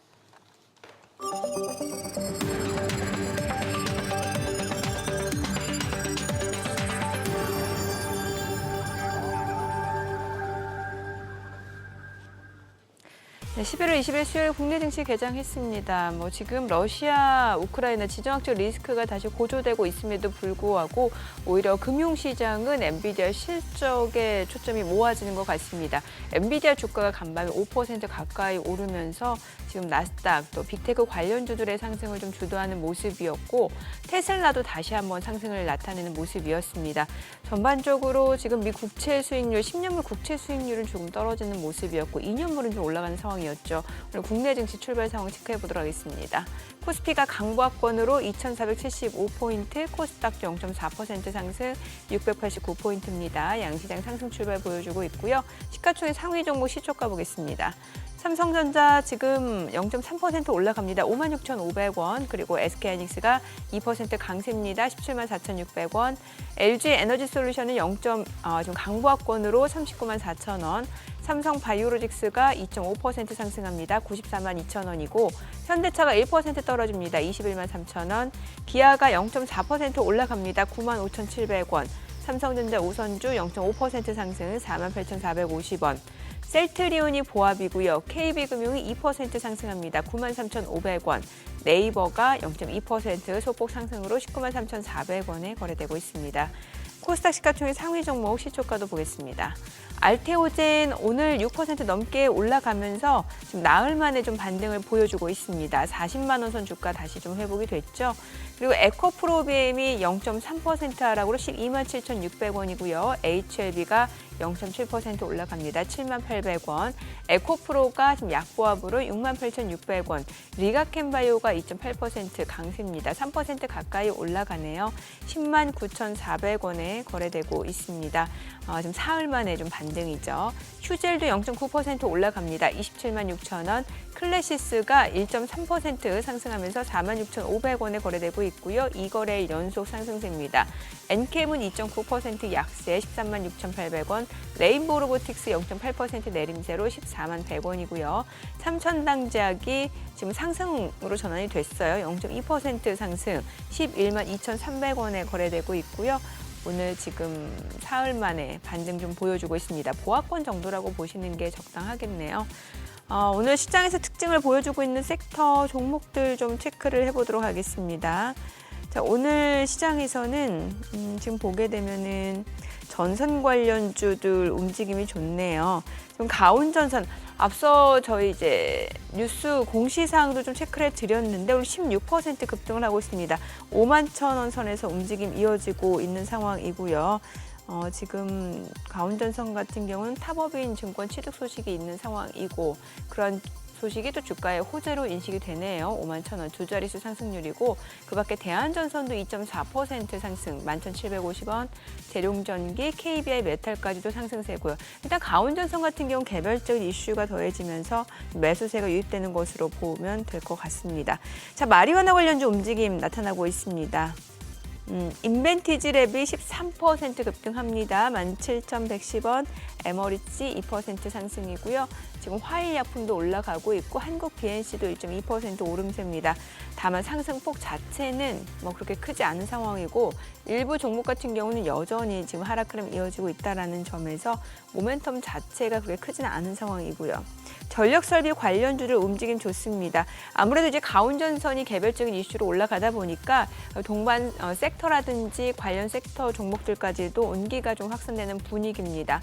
지금 재룡전기가 2% 상승, 사실 전력 쪽은 어제도 좋았죠. 대한전선, 대원전선 모두 올라가고 있고 지금 보게 되면은 LS 마린솔루션도 3.9% 강세, 효성중공업도 상승세고 LS 그룹주 내에서 LS 에코에너지, LS 일렉트릭이 1% 이상 올라갑니다. 각각 24,200원, 14만 1,500원, LS도 1.8% 상승 보여주고 있습니다. 오늘 전선 전력설비 관련주들 움직임 나타나고 있고 지금 액침 냉각 쪽에서는 GST가 6% 강세 보여줍니다. 15,630원에 거래되고 있고요. KN솔도 4% 이상 올라갑니다. 14,410원.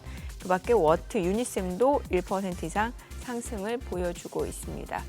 KN솔과 GST의 상승 탄력이 좋네요.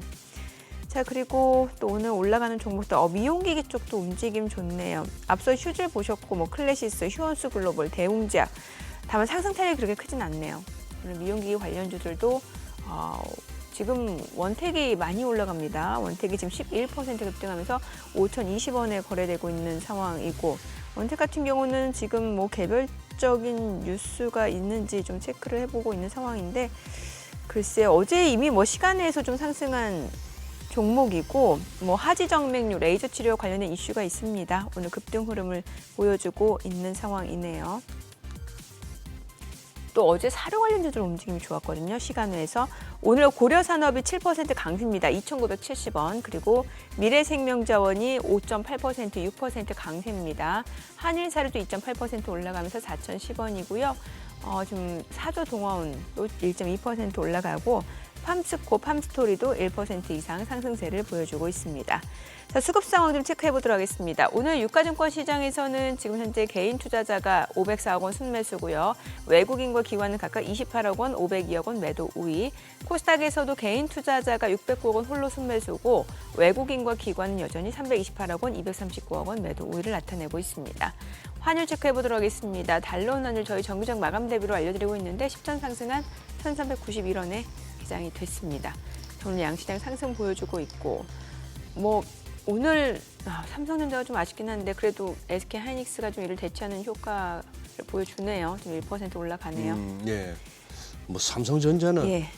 근데 확실히 이게 기술적으로만 보면은 월가에서는 항상 보면 그 이동평균선을 50일, 100일, 200일 이렇게 꺼놓고 살피던데 예. 우리는 50일, 100일, 200일보다는 전통적인 그 20일, 60일, 120일 이렇게 가는 게 맞네요. 아직도 지금 21선에서 지금 사흘째 네네. 삼성전자가 21선 그 위에서 올라가지도 못하고 내려가지도 못하고 여기서 이제 위로 방향 잡으면은 6만 내지 6만 3천까지 또 이제 열려 있는 거고 그런 건데 여기서 이제 힘을 지금 모으고 있는 중이네요. 야 그리고 가온전선 같은 거는 참 재료도 좋고 네. 증자를 해도 참 증자 소식도 세부 내용이 아주 깔끔하고 네. 다른 데는 아주 보면은 뭐 주주들 멱살 잡고 같이 죽을래 아니면 돈 태울래 이렇게 나오니까 주주 배정 같은 거. 네네. 그 좋은 회사 주가가 오르는 건 당연한 겁니다. 그리고 뭔가 이래도 보고 저래도 보고 뭐 언론에서는 많이 노출은 되는데 못 가는 거는 그만큼 거기에 문제가 있다는 거죠. 그 회사가. 그런 상황인데 일단 좋아 보입니다. 근데 외국인이 안 도와주네. 여전히. 얘들 또 오후에 가서 또 한번 해줄라나. 선물에서도 지금 많이 팔아요. 그러네요. 예. 예. 아유. 지금 박사님. 네. 우리 그래도 반도체 하는 나라인데 여기 한번 좀 전반적으로 진단 한번 해주시죠. 지금 뭐 삼성 갖고 난리를 치지 않습니까? 네. 어떻게 보고 계십니까? 제가 반도체 전문가는 그러니까 모르겠습니다. HBM 이슈가 되게 많고 또 최근에는 또 엔비디아는 그 뭐죠 블랙웰 서버에서 온도 올라가는 여러 가지 불확실성이 있는 것 같습니다. 그렇지만 기저적으로 반도체 사이클 자체가 전반적인 반도체 수급 사이클 자체가 내년도 상반기까지는 좀 내려오는 거로 알고 있거든요.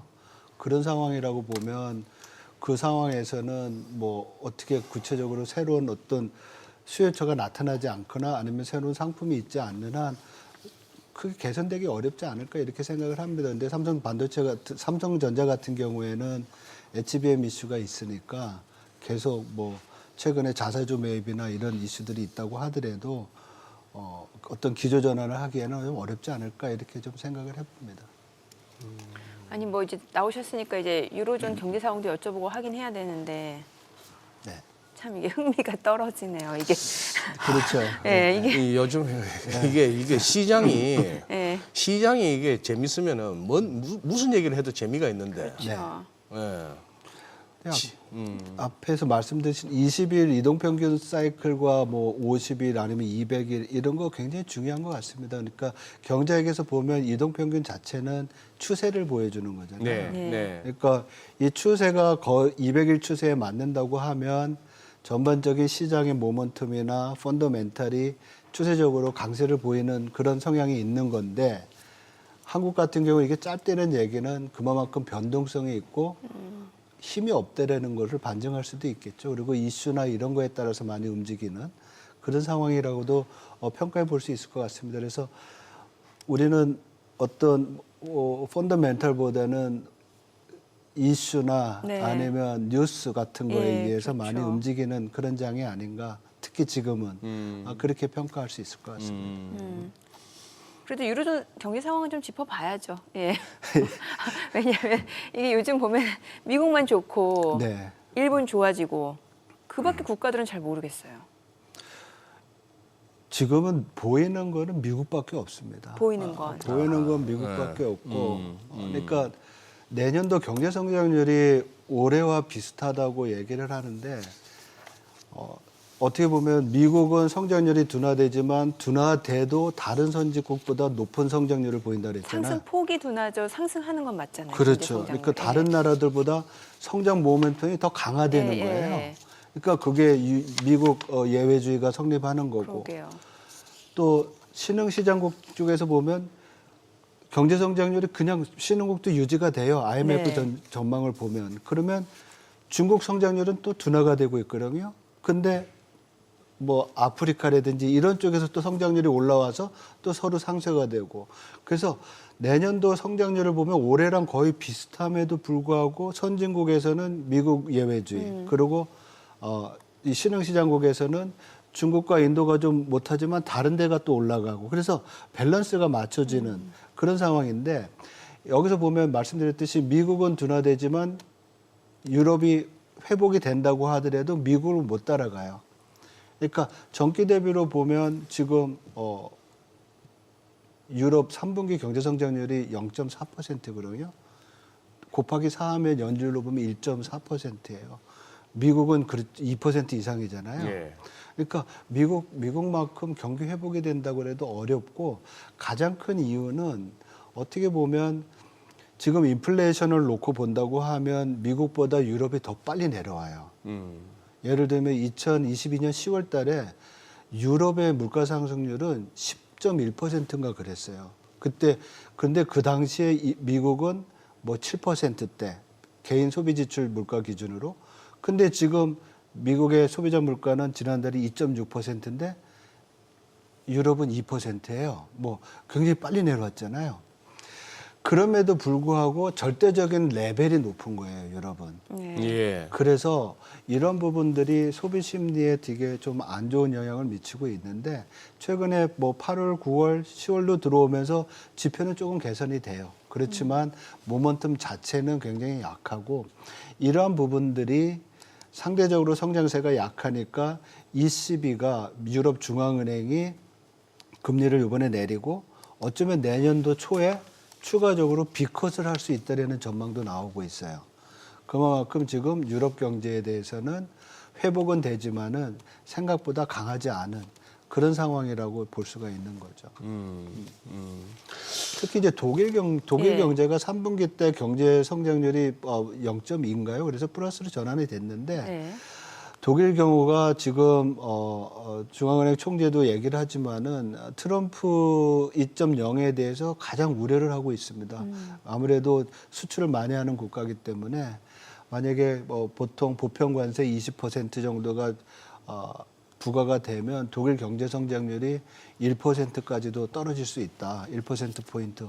그러면은 내년도 마이너스거든요. 그래서 이런 부분들이 사실은 여러 가지 불확실성 요인으로 작용하고 있는 게 지금 유럽 경제다. 이렇게 보고 있습니다. 예. 그리고 지금 우리도 그걸 해야 되는데, 지금 다음 주 목요일 날 28일이 네. 금리 결정하는 마지막 금통일로 알고 맞습니다. 있습니다, 박사님. 예. 근데 어제 이제 한은에서 3분기 가계 신용 통계가 나왔는데, 이 진짜 가파르게 오르다가 조금 이렇게 올라가는 속도는 좀 둔화됐습니다만, 그런데 절대 규모는 1913조 8천억. GDP 77%입니다. 예. GDP의 77%. 역대 최대네요. 예. 역대 최대인데, 기사는 그렇습니다. 수도권 영끌 등에 18조나 올라버렸다. 3분기.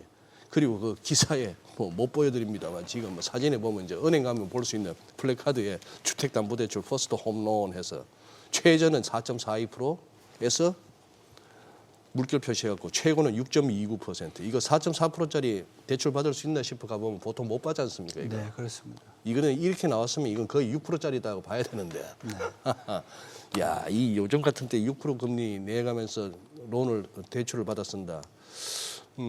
지금 이렇게 되면 이거 그동안 이창용 총재나 하는 스탠스로 봐서는 조금 금리 또 여기서 추가 인하가 조심스럽겠습니다. 어떻게 보십니까? 근데 지금 우리가 3분기 데이터잖아요. 3분기. 네. 네. 3분기 그러니까 총 부채 상환 스트레스 총 부채 상환 스트레스 DSR이 9월 달에 예, 이 그랬죠. 2단계가 시작이 예. 되고 10월 달에는 좀 줄은 거로 나오고 있습니다. 10월부터는 네, 좀 줄은 거로 나와서 어떻게 보면 가계부채 증가에 대한 그 부담은 좀 약화될 수는 있지만 지금 말씀하신 대로 규모 자체가 크고 예. 또 금리 자체도 지금 정책 금리는 내리지만은 또 시중 금리는 예, 높은 그러니까요. 수준을 유지하니까 상당히 금융 여건이나 이런 부분으로는 좀 불리한 상황, 어려운 상황은 맞는 것 같습니다. 근데 한국은행이 정책 금리를 기준 금리를 앞으로 내릴 거로는 예상을 해요. 그렇지만 요번에는 12월 달에 요번에는 동결하지 않을까. 이번에는 예, 동결하지 않을까 이렇게 생각을 합니다. 왜냐하면 지난번 회의 때 앞으로 3개월 동안 내년 1월까지는 동결할 거라는 포워드 가이던스를 줬거든요.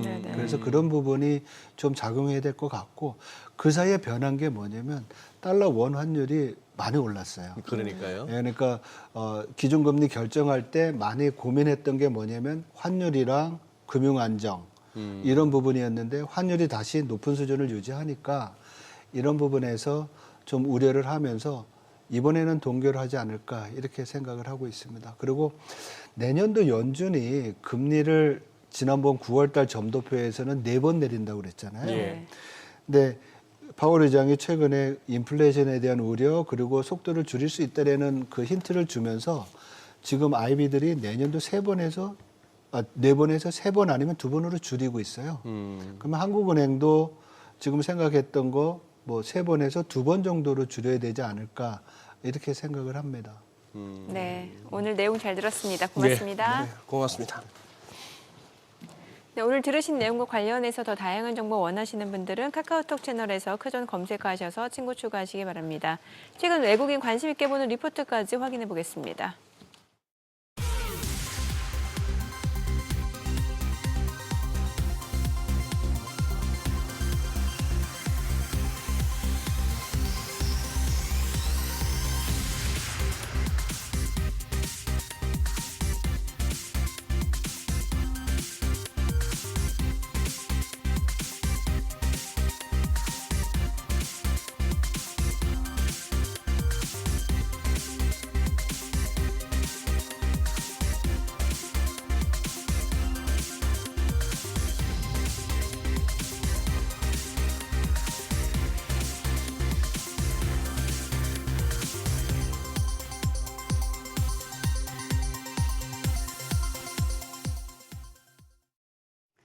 이 시각 시황입니다. 간밤 마감한 뉴욕 증시처럼 러우 지정학적 리스크보다는 엔비디아 호실적 기대가 더 크게 작용하고 있는가 했는데 지금 코스피가 점점 상승폭을 축소해가는 상황입니다. 지금 강보합 수준으로 현재는 2,473포인트 가리키고 있고요. 코스닥은 약세입니다. 0.25% 하락하면서 684선 지나가고 있습니다. 수급 상황 체크하시죠. 유가증권 시장 오늘 외국인과 기관 양 매도가 나옵니다. 기관이 610억 원 매도 우위 기록 중이고 외국인 역시도 206억 원 팔자 포지션 취하고 있습니다. 오늘은 개인만 홀로 736억 원 매수 우위 기록 중입니다. 코스닥 시장입니다. 코스닥 시장도 상황은 대동소이합니다. 외국인이 597억 원 팔자 포지션 취하고 있고요. 기관 역시도 394억 원 매도 우위 나타내고 있습니다. 개인만 1,000억 원 순매수 기록 중입니다. 등락률 상하위 업종 살펴보시죠. 오늘은 생물공학, 그리고 전기장비 업종, 그리고 은행 업종이 상승률 상위권에 위치해 있습니다. 반면에 석유와 가스 업종, 비철금속 업종 내려가고요. 건강관리 기술 업종도 하락폭이 큽니다. 그럼 시장을 주도하는 섹터 종목별 시세 체크하시죠. 오늘 전선주가 대체로 장 초반에 강했는데 지금 가온전선을 제외하고 나머지 종목들은 하락 전환된 상태입니다. 가온전선은 미국 노스캐롤라이나주 타보로시에 위치한 배전 케이블 생산 법인 LS 케이블 앤 시스템 지분 100%를 확보하면서 LS전선과 지분 협력을 강화하고 있다는 소식에 급등세를 보였는데요. 지금 상승폭이 다소 축소되면서 3.19% 오름세 기록 중입니다. 거래가 45,150원이고요. 그 밖에 LS 마린솔루션이 0.84%, 대원전선 0.3%대, LS가 0.4%고요. LS 에코에너지 0.84% 하락하고 있습니다. 코로나19 진단키트 관련주는 상승 중입니다. 관련주 내에서 CJ 바이오사이언스가 오늘도 상한가입니다. CJ제일제당이 바이오 사업 부문을 매각한다는 보도에 2거래일 연속 급등세 기록 중인데요. 오늘도 상한가 경신하면서 14,780원. 그 밖에 진단키트 관련주 내에서는 얼라인드가 16% 시세 분출하면서 3,295원에 거래되고 있고요. 오상헬스케어가 상승세, 메타케어가 3% 넘게 올라가고 마이크로 디지털도 0.53% 상승세 보여주고 있습니다. 냉각 시스템 관련주도 예상했던 대로 좋은 흐름 보여줍니다. 간밤에 슈퍼 마이크로 컴퓨터가 상장 폐지 위기를 넘기면서 30% 넘게 폭등하자 국내 증시에서도 관련주들이 영향을 받고 있는데요. GST가 2% 가까이 올라가면서 15,030원에 거래되고 있고요.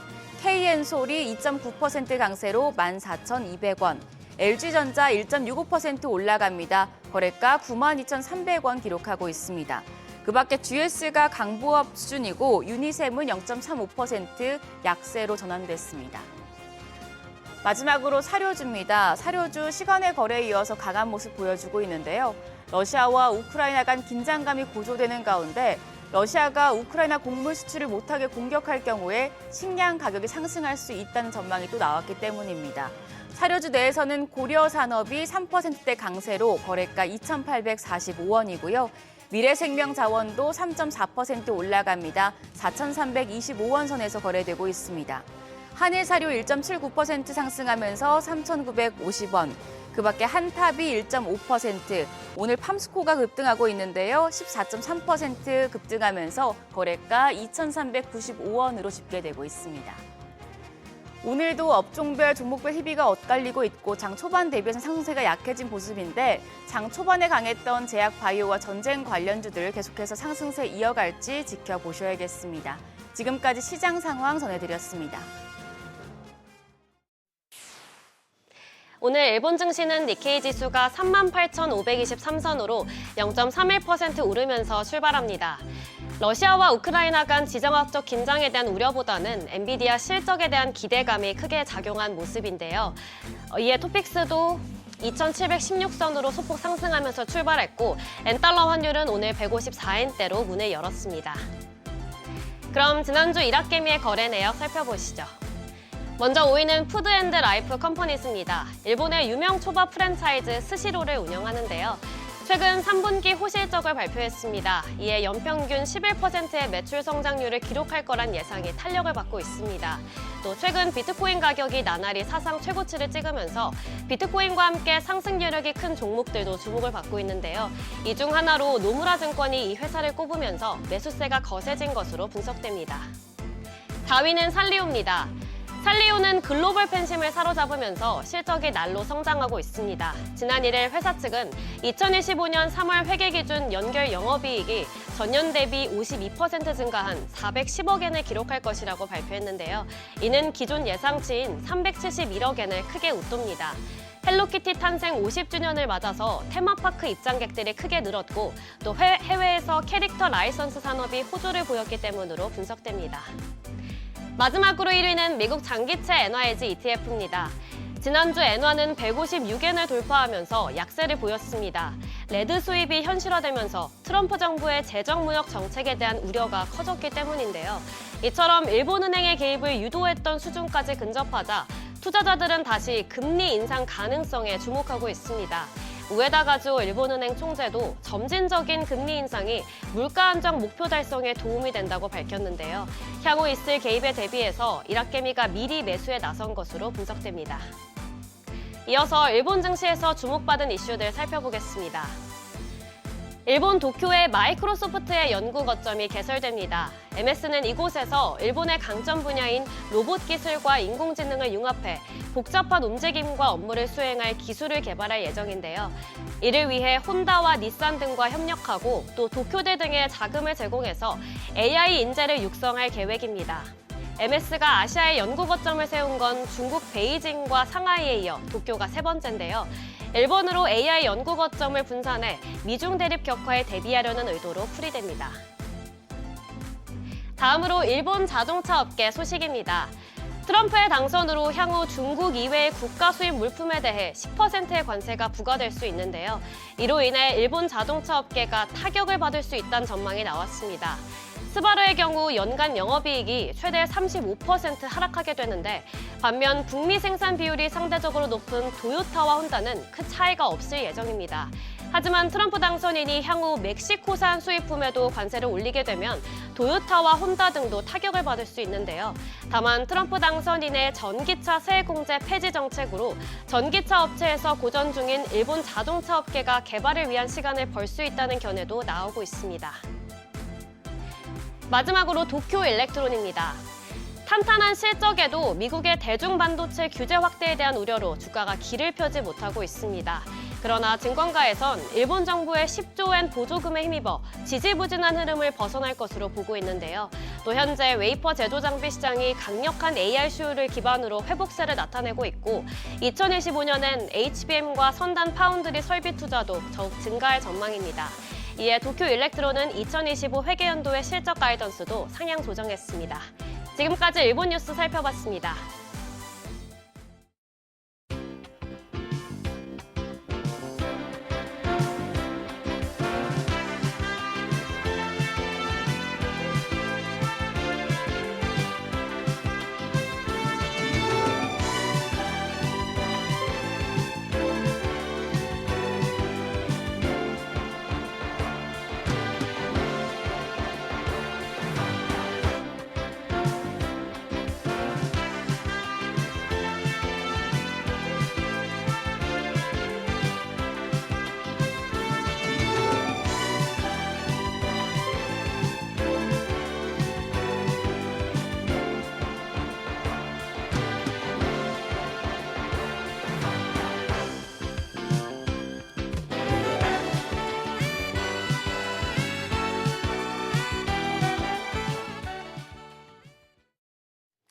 네, 미국과 여전히 팽팽한 갈등을 보이고 있는 중국, 경제 회복을 위해 다양한 부양책을 내놓고 있는 상황이죠.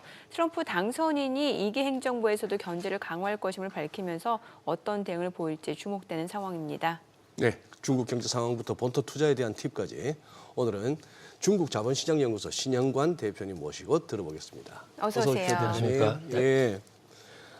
우리 신 대표님도 중국 관련해서는 진짜 국내에 몇 안 되는 전문가이신데 대표님. 근데 이게 중국 얘기를 하다 보면은 중국이 워낙 크다 보니까 그리고 또 우리가 중국 뭐 쉽게는 못 가니까요. 네. 근데 전문가분들이 좀 나뉘시더라고요. 네. 중국에 굉장히 모든 것이 다 중국이 괜찮아 잘할 거야 뭐 하는 그런 중국 우호적인 전문가분과 네. 중국을 갖다가 이렇게 좀 과하다 싶을 정도로 이렇게 까는 전문가분들도 계시고 네. 우리 대표님께 여쭙고 싶은 거는 지금 막연합니다만 네. 우리가 이런 얘기를 합니다. 아마 우리 지금 경기 엉망이야. 자영업자들 봐. 그러니 뭐 주식도 이 모양이지. 이런 식으로 그냥 편하게 얘기할 수 있는 지금 중국 상황은 어떻게 요약될 수 있을까요? 예. 저는 먼저 후자는 아니고요. 말씀. 중국을 네, 망하는 쪽은 아니고요. 네. 근데 이제 뭐 신중한 낙관론 이렇게 신중한 말씀드릴 수 있을 것 낙관론. 같고요. 네. 거기서 계속 지켜보면서 제가 그쪽에서만 이제 뭐 20년을 넘게 있다 보니까 네. 또 자본시장 쪽에서만 계속 보고 있는데 그들의 가능성에 대해서는 조금 길게는 전략적으로는 크게 보고 있습니다. 그런 반면에 눈앞의 어려움이나 외부적인 도전 또 내부적인 문제 이런 것들은 분명히 해결해야 될 것이 많습니다. 근데 네. 항상 제가 말씀드리는 게 문제는 100개가 있는데 해결 방법은 101개가 있다. 예, 항상 문제보다는 해결할 수 있는 솔루션이 더 많기 때문에 그것이 아니었으면은 지난 40년 또는 뭐 수천 년간의 그 나라가 존재하는 그런 게 설명이 안 되죠. 네. 그러니까 그 눈앞의 문제는 크게 보시는 분들은 비관적이실 수 있고, 근데 그들의 어떤 전반적인 종합적인 뭐라 그럴까요? 국가 운영 능력이라든가 어디 뭐 공산당 이런 걸 다 떠나서 네. 위기 관리 능력 이런 걸 보면 예, 좀 길게 봐서는 낙관적으로 볼 수 있지도 않겠나. 그래서 계속 지켜봐야 된다. 이런 말씀을 드릴 수 있습니다. 네. 좀 이제 트럼프 네. 당선인 2기 이제 집권하게 되면은 중국에 고율의 관세를 부과하겠다라는 입장을 밝혔습니다. 네. 그럼 이게 어느 정도 좀 충격이 예상될 수밖에 없는 아, 그렇죠. 상황인데, 예. 예, 충격은 분명히 있고요. 네. 그런 반면에 이제 눈앞에 답이 없을 때는 좀 과거를 보든가 아니면 주변 케이스를 보면 되지 않습니까? 네. 네. 네. 옛날 보면은 뭐 하나 가르쳐 준 게 트럼프 1기에 시작이 됐던 2018년 이후에 지금의 그러면 중국의 무역 구조라든가 또 산업 구조가 어떻게 변했느냐. 트럼프 덕분에 좀 고도화됐고 다변화됐고 그런 측면이 분명히 있습니다. 그때만 해도 무역 수지 흑자의 50%가 미국에서 나왔어요. 네. 근데 지금은 미국 의존도는 30%대로 떨어져 있고 그 20%를 동남아라든가 멕시코라든가 네. 퍼뜨렸죠. 이제 그런 측면에서 케이스가 하나 있고요. 두 번째는 일본 케이스를 보시면 예. 일본이 85년 프라자 합의 이후에 그때만 해도 일본도 똑같습니다. 미국에 대한 수출이 전체 그러니까 미국이 일본으로부터 수입하는 게 전체 세계 무역량의 한 22% 됐는데 지금은 일본이 5%가 안 됩니다. 예, 그러면 그 사이에 무슨 일이 있었냐면 일본이 하던 거를 중국이 그대로 가져가서 예. 중국이 2018년에 22%였어요. 공교롭게도 두 숫자가 일치합니다. 네. 근데 지금은 중국은 13%대로 떨어져 있습니다. 미국 입장에서 들어오는 물건 기준으로. 그러면 중국은 그 9% 줄어든 부분을 역시 동남아라든가 멕시코로 이전을 시켰죠. 그런 케이스로 보면은 앞으로 몇 년이 더 지나면 사실은 일본은 거의 20년 동안에 22%에서 10% 떨어졌고 그리고 또 20년 지나서 지금 5%인데 예. 중국은 앞으로 5년에서 10년 사이에 그 비율이 5%로 떨어진다고 가정을 할 경우에는 말씀하신 질문 주신 대로 중국은 그러면 자기들이 자립을 할 거냐 네. 아니면 내수로 돌릴 거냐 예. 답은 거기 있다고 봅니다. 그렇게 갈 수밖에 없는 상황이 되어 있기 때문에 중국이 대응할 수 있는 몇 가지 수단이 있겠지만 네. 가장 끝단의 목표는 결국은 내수를 통한 외부의 어떤 이 부침 내지는 수요의 변동에 좀 자유로울 수 있는 그런 경제 체제를 구축을 하려고 할 겁니다. 네. 항상 이거 미중 관계 얘기하다 보면은 네. 이렇게 나오는 얘기가 결국은 패권 경쟁이고 네. 뭐 영국을 제끼고 미국이 이제 왕노릇 하고 있는데 그걸 노리는 게 이제 뭐 옛날 소련은 물 건너갔고 예. 예, 러시아도 아닌 것 같고 중국이다 이런 얘기를 자꾸 하면서 네. 자꾸 이제 살벌한 시나리오를 만듭니다. 예. 그렇게 하는데 저는 또 개인적으로 대표님 네. 말은 그렇게 하는데 미국도 중국 없으면 힘들고 중국도 미국 없으면 힘들지 않습니까? 네. 겉으로는 뭐 저렇게 하는데 과연 속내는 어떤지도 궁금하고요. 예. 그리고 이번에도 시진핑 주석 에이펙 정상회담에서 바이든 대통령과 정상회담하면서 예. 그 중국의 4대 레드라인 이거는 건드리지 마라. 그게 뭐 어떤 내용입니까? 일단 대만 문제가 첫 번째고요. 아 대만은 예, 그냥 중국보다 대만은 그냥 뭐 항상 나오는 거지만 대만 문제는 내정이다 이런 논리이고 그리고 이제 뭐 민주, 인권 요게 이제 중국 입장에서도 또 좀 이제 우리 입장에서 좀 이해를 못할 수도 있는데 어쨌건 예. 민주와 인권 얘기했고요. 그다음 그런 체제, 얘기는 하지 마라. 예, 어. 체제 그리고 이제 마지막이 발전에 대한 자기들의 어떤 고유의 권한이니까 우리가 발전하려고 하는데 첨단 기술이다 뭐다 이런 걸로 자꾸 건드리면 그것도 안 좋다. 예. 그래서 이제 네 가지가 뭐 중국어에서는 이제 저선이라 그래서 바텀라인이라고 하는데 이거 레드라인으로 또 여기서 많이 얘기를 하시더라고요. 예. 바텀라인. 예. 근데 네. 그거 건드리면은 서로 좋을 게 없다. 그러니까 근데 그게 뭐 얘기한다 그래서 들을 상대방도 아닌 것 같고 지금까지도 그랬고요. 네. 그렇다고 보면 결국 이쪽에서도 뭐 얘기 한번 하는데 사실 이번에 그 G20에서 또 한번 얘기한 거는 그분들이 다 대부분은 또 트럼프 별로 안 좋아하는 분들도 많지 않습니까? 같이 연합전선 뭐 이런 의도도 있을 것 같고요. 어찌됐건 중국 입장에서는 첫 번째하고 네 번째가 제일 중요한 것 같아요. 인권 문제 계속 나오는 문제인 것 같고 뭐 체제에 대한 뭐 상위성도 계속 얘기 나오겠지만 어쨌건 대만 문제와 이런 그 기술과 발전에 대한 그런 거를 자꾸 억제하지는 말아달라 뭐 이런 어떤 호소 정도라고 보시면 될 것 같습니다. 그래요. 물론 뭐 이제 국민들에게 들려주는 목소리도 있을 거고요. 예. 결국 트럼프하고 시진핑 관계가 그럼 어떻게 전개가 되는 거예요? 뭐 냉정하게 얘기하면 중국은 당하는 입장이지 않습니까? 네네. 수비형이고 네네, 아수비. 예, 트럼프는 공격이고 예. 그러니까 이제 도전이 있으면 응전을 할 건데 방법은 과거보다 그러니까 트럼프에 대한 학습도 있지만 네. 그동안에 또 수많은 띵크탱크들이 뭐 지난 8년, 짧게 보면 4년 동안 많이 준비를 했지 않겠습니까? 최근에 준비한 게 아니거든요. 그런 수단들이 이제 트럼프가 올라오면서 취임을 하기 전부터 이제 준비가 되고 있고요. 초식이 되게 많을 것 같습니다. 네. 여러 가지. 소식이. 네, 초식이요. 초식. 예, 무협지에서 왜 무협지에서만 초식. 예. 네. 12초식이 있다고 하니까 한번 봐야죠. 예. 근데 지금 일단은 공약 선거를 치르는 동안에 공약 중에 우리가 이제 모두 기억하는 거는 일반적으로 어지간하면 10%는 때리고 중국은 60%에서부터 시작한다는 거 아닙니까? 네. 예. 시작은 아니고 그게 끝일 거고요. 예. 그래요? 예. 근데 예, 맞습니다. 10%와 60%인데 중국 입장에서 60%만 때리면은 답은 좀 가지고 있는 것 같고요. 중국에서? 예. 네.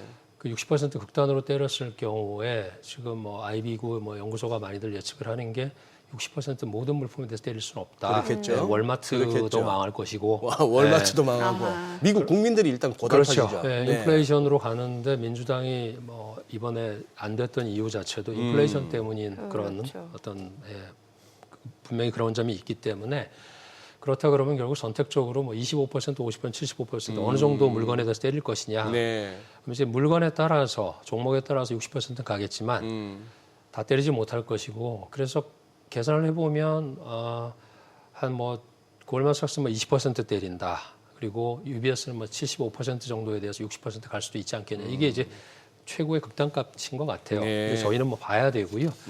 근데 그렇게 됐을 경우에 사실 제가 자주 쓰는 표현 중에 하나 손자병법에 나오는 건데 살적 일천에 자손 800이란 말이 있습니다. 적은 1000명 죽이는데 자기도 800명의 병사가 죽어야 된다는 얘기거든요. 지금 트럼프의 나와 있는 관세 정책이나 대외 무역 정책은 그런 쪽이기 때문에 네. 그런 부분을 다 실행을 할지에 대해서는 좀 의문을 가지고 있습니다. 예. 그래서 어느 적정선에서 타협을 할 가능성, 초반에 1년 안에 된다, 1.5년 안에 된다 이런 얘기를 하지만 아마도 줄 거 주고 받을 거 받는 그런 협상이 되지 않을까. 아무리 강경파들이 올라온다고 해도 저는 좀 그렇게 보고 있는데 그것도 불확실합니다. 예. 되어봐야 되네요. 그래서 당시. 예. 지금 사실 중국이 역대급으로 불리는 부양책을 발표를 했습니다. 네. 지준율도 인하하고 이 효과는 어느 정도라고 보세요? 저희는 이렇게 딱 이 스테로이드를 바랬다 그러면 이게 중국 같은 경우는 지금 우리 옛날 보약 먹던 식으로 접근하고 있는 것 같아요. 처음처럼 이제 주사를 빡 놔서. 스테로이드 주사가 아니라. 예, 그게 아니고요. 그러니까 처음에 이제 그런 효과가 있었던 거는 자본시장 관련된 금융통화 정책은 분명히 그랬던 부분이 있습니다.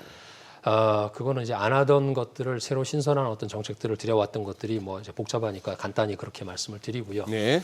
또 이제 기대했던 재정 정책 문제에서는 트럼프가 확정이 되는 그 순간부터 조금씩 아까 말씀드린 여러 가지 방안에 대해서 그쪽의 템포나 진도에 맞춰서 좀 조절을 하고 있는 것 같습니다. 그래서 질문해 주신 그런 정책의 효과 부분에서는 첫 번째는 일단 빚부터 갖고 가자.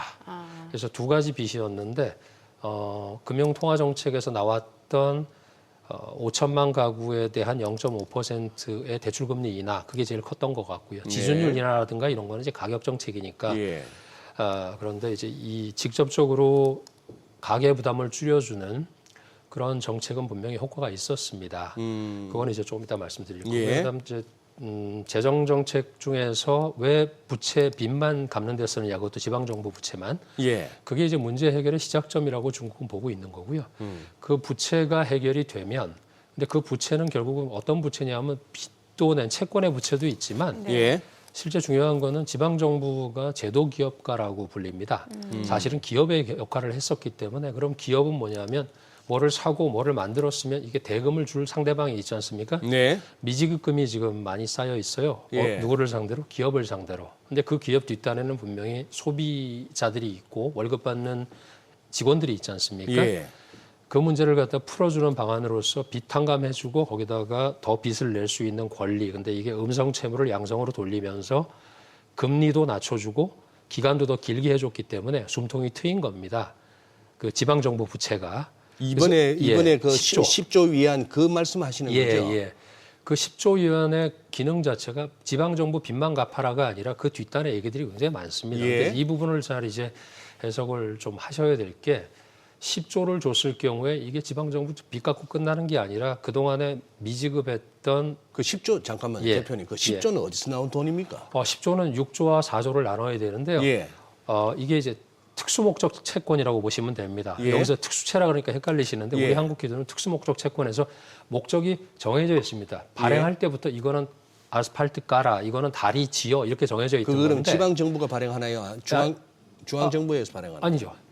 국채가 중앙정부고 그거는 지방정부에서 발행하는 지방정부에서 겁니다. 특수목적채. 예. 네, 네. 근데 이제 중앙정부도 특수채가 있어요. 예. 지방정부도 특수채가 있고, 근데 예. 발행 주체가 다르긴 하지만 중국은 중앙집권이기 때문에 지방정부의 이름으로 발행한 거는 사실상 국채에 준하는 그 배서가 되는 예. 겁니다. 그래서 지방정부가 발행하면 금리가 2% 조금 넘습니다. 예. 국채도 2% 조금 넘는데 예.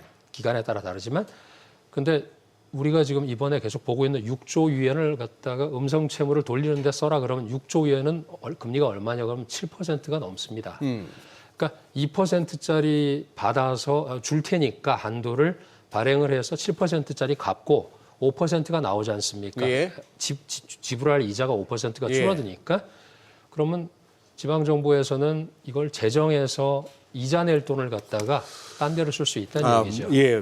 그런 측면에서 그 부양책의 효과는 그 줄어든 이자 비용에서 나오는 건 알겠고요. 예. 결국은 보니까 이게 차환인데 네, 차환이죠. 결국 빚내서 빚 갚은 건데 맞습니다.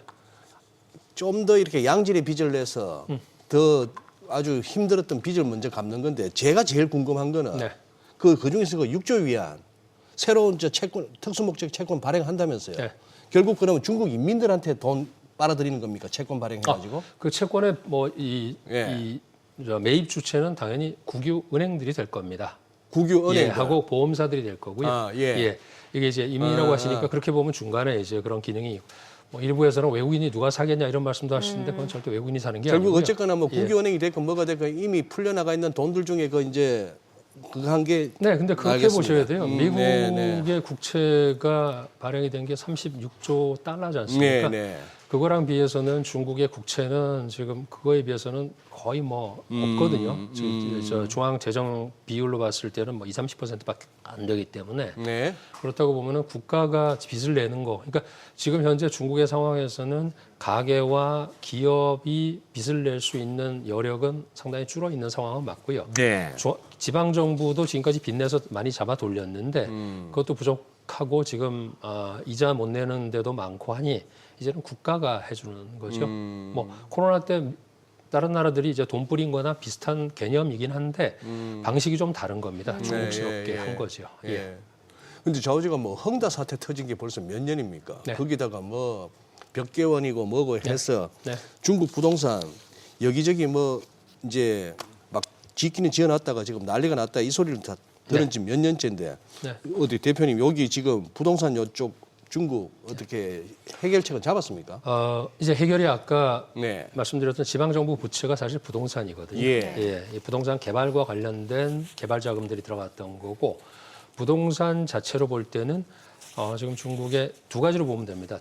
안 팔리는 땅, 예. 나대지로 가져와서 샀는데 나대지 상태로 존재되고 있는 땅과 지어 올리고 있거나 다 지어진 아파트. 네네네. 예, 그 두 가지인데 이게 이제 채수로 그냥 말씀드리면 한 6,700만 채가 지어지고 있고 6,700만 채가 지어진 상태에서 안 팔리고 있습니다. 그럼 이제 한 1,400만 채 정도의 재고가 있는데 이 부분을 수조라고 해서 우리 추국 수매가 하듯이 정부에서 이번에도 그 정책이 나올 거라고 해서 시장에서 기도했던 게 4조 RMB 한 800조 원 정도를 가지고 이 재고를 좀 털어주지 않겠느냐. 사서 임대용으로 다시 내지 않겠느냐 그랬는데 이번에 안 나왔죠. 예. 그래서 이제 외자계라든가 뭐 투자자들은 좀 실망을 한 게 맞는데 이게 다음 수순이 될지 그리고 여기에 플러스해서 민생을 위한 또 그런 어떤 보장을 위한 양로 내지는 뭐 그 아이들 생육 이런 쪽에 더 돈을 배정을 할지에 대해서는 이제 12월하고 내년 3월까지 가면서 순차적으로 확인이 되어야 될 것 같습니다. 그 전에는 좀 우리가 이렇게 됐으면 좋겠다는 기대도 있었고 예상도 많이 있었는데 지금은 좀 조절이 되고 있는 거는 아무래도 이제 외부적인 요인들이 좀 큰 것 같습니다. 네. 중국에 살고 있는 실제 사람들, 중국인들 체감 경기는 어떻다라고 보여지세요? 제가 볼 때는 굉장히 나빴죠. 6, 7, 8월이 그러니까 좀 부연 설명드리면 9월 달에 왜 그 정책이 나왔고 그로부터 이제 좀 주식도 많이, 세증도 많이 움직였지 않습니까? 6, 7, 8월에 수치가 최악으로 나왔었어요. 예. 그러니까 그게 이제 최악은 두 가지입니다. 1선 도시의 소비가 2, 3선 도시보다 더 빨리 빠졌고 부동산이 더 빨리 빠졌기 때문에 1선 도시는 사실 우리 서울이랑 마찬가지거든요. 예. 서울에서 이렇게 하방을 하게 되면은 한국 경기도 나빠지는 거는 당연하지 않습니까? 네네. 그것 때문에 이제 부랴부랴 그런 정책을 냈는데 물론 기존에 준비하던 거지만 그런 것들이 지금 현재까지는 아직 뭐 엄발이 조금 뭐 녹지는 않은 상태다 그렇게 말씀드릴 수 있을 것 같고요. 예. 그런 반면에 이번 달에 나오는 선행 지표들은 좋아지는 게 좀 확인이 되고 있습니다. 그래서 선행 지표라고 말씀드리는 게 네. 물가나 민생은 후행 지표지 않습니까? 예. 제일 끝에 보이는 거고 그렇기 때문에 이게 이제 어떻게 진전이 되냐는 계속 지켜봐야 될 것 같은데 그게 이제 M1해서 그 기업의 그 요구불 예금, 보통 예금이라 그러죠. 네. 이 부분이 지금 마이너스로 가던 게 지금 좀 반등을 하는 추세를 보이고 있고요. 지난달 대비해서 한 1.5% 정도 플러스, 그러니까 마이너스에서 이제 꺾인 거죠. 플러스로 약간 예, 올라갔고, 그다음에 PMI죠. 이제 생산자 지수도 조금 반등을 하고 있는 중이어서 그 다음에는 뭐 공장이 어떻게 얼마나 가동할지 이제 동행 지수를 봐야 될 것 같고요. 예. 그리고 나면 물가도 좀 움직이지 않을까, CPI건 PPI건 그게 아마 내년 초 정도면 조금 확인이 되면 좋은 분위기가 될 가능성에 대해서 지금 희망도 좀 그 희망적인 분석을 하는 네. 것도 있습니다. 예. 알겠습니다. 네. 오늘 내용 잘 들었습니다. 예, 고맙습니다. 고맙습니다. 네. 오늘 코스피 코스닥 양시장 또다시 좀 윗꼬리 달고 내려오면서 지금 보합권이고 삼성전자 아쉽네요. 지금 2% 떨어지네요. 2% 떨어져요. 네. 예. 외국인 다시 팔고. 예. 그러니까 뭐 어쨌거나 자사주 매입이라는 것이 근본적인 해결책은 아니죠. 또 수급 앞에 장사 네, 없다고 그렇습니다. 외국인이 좀 매수해줘야 될 텐데 아쉽습니다. 그러네요. 예. 네, 저희 방송 중에 전해드린 내용과 관련해서 모든 투자 판단의 책임은 투자자분들께 있다는 점 알려드립니다. 네, 세상의 모든 돈 되는 정보 재테크 노하우 머니쇼. 오늘은 여기서 인사드리겠습니다. 여러분의 모든 경제 SBS 비즈가 함께하겠습니다. 저희는 내일 오전 8시에 찾아뵙겠습니다. 고맙습니다.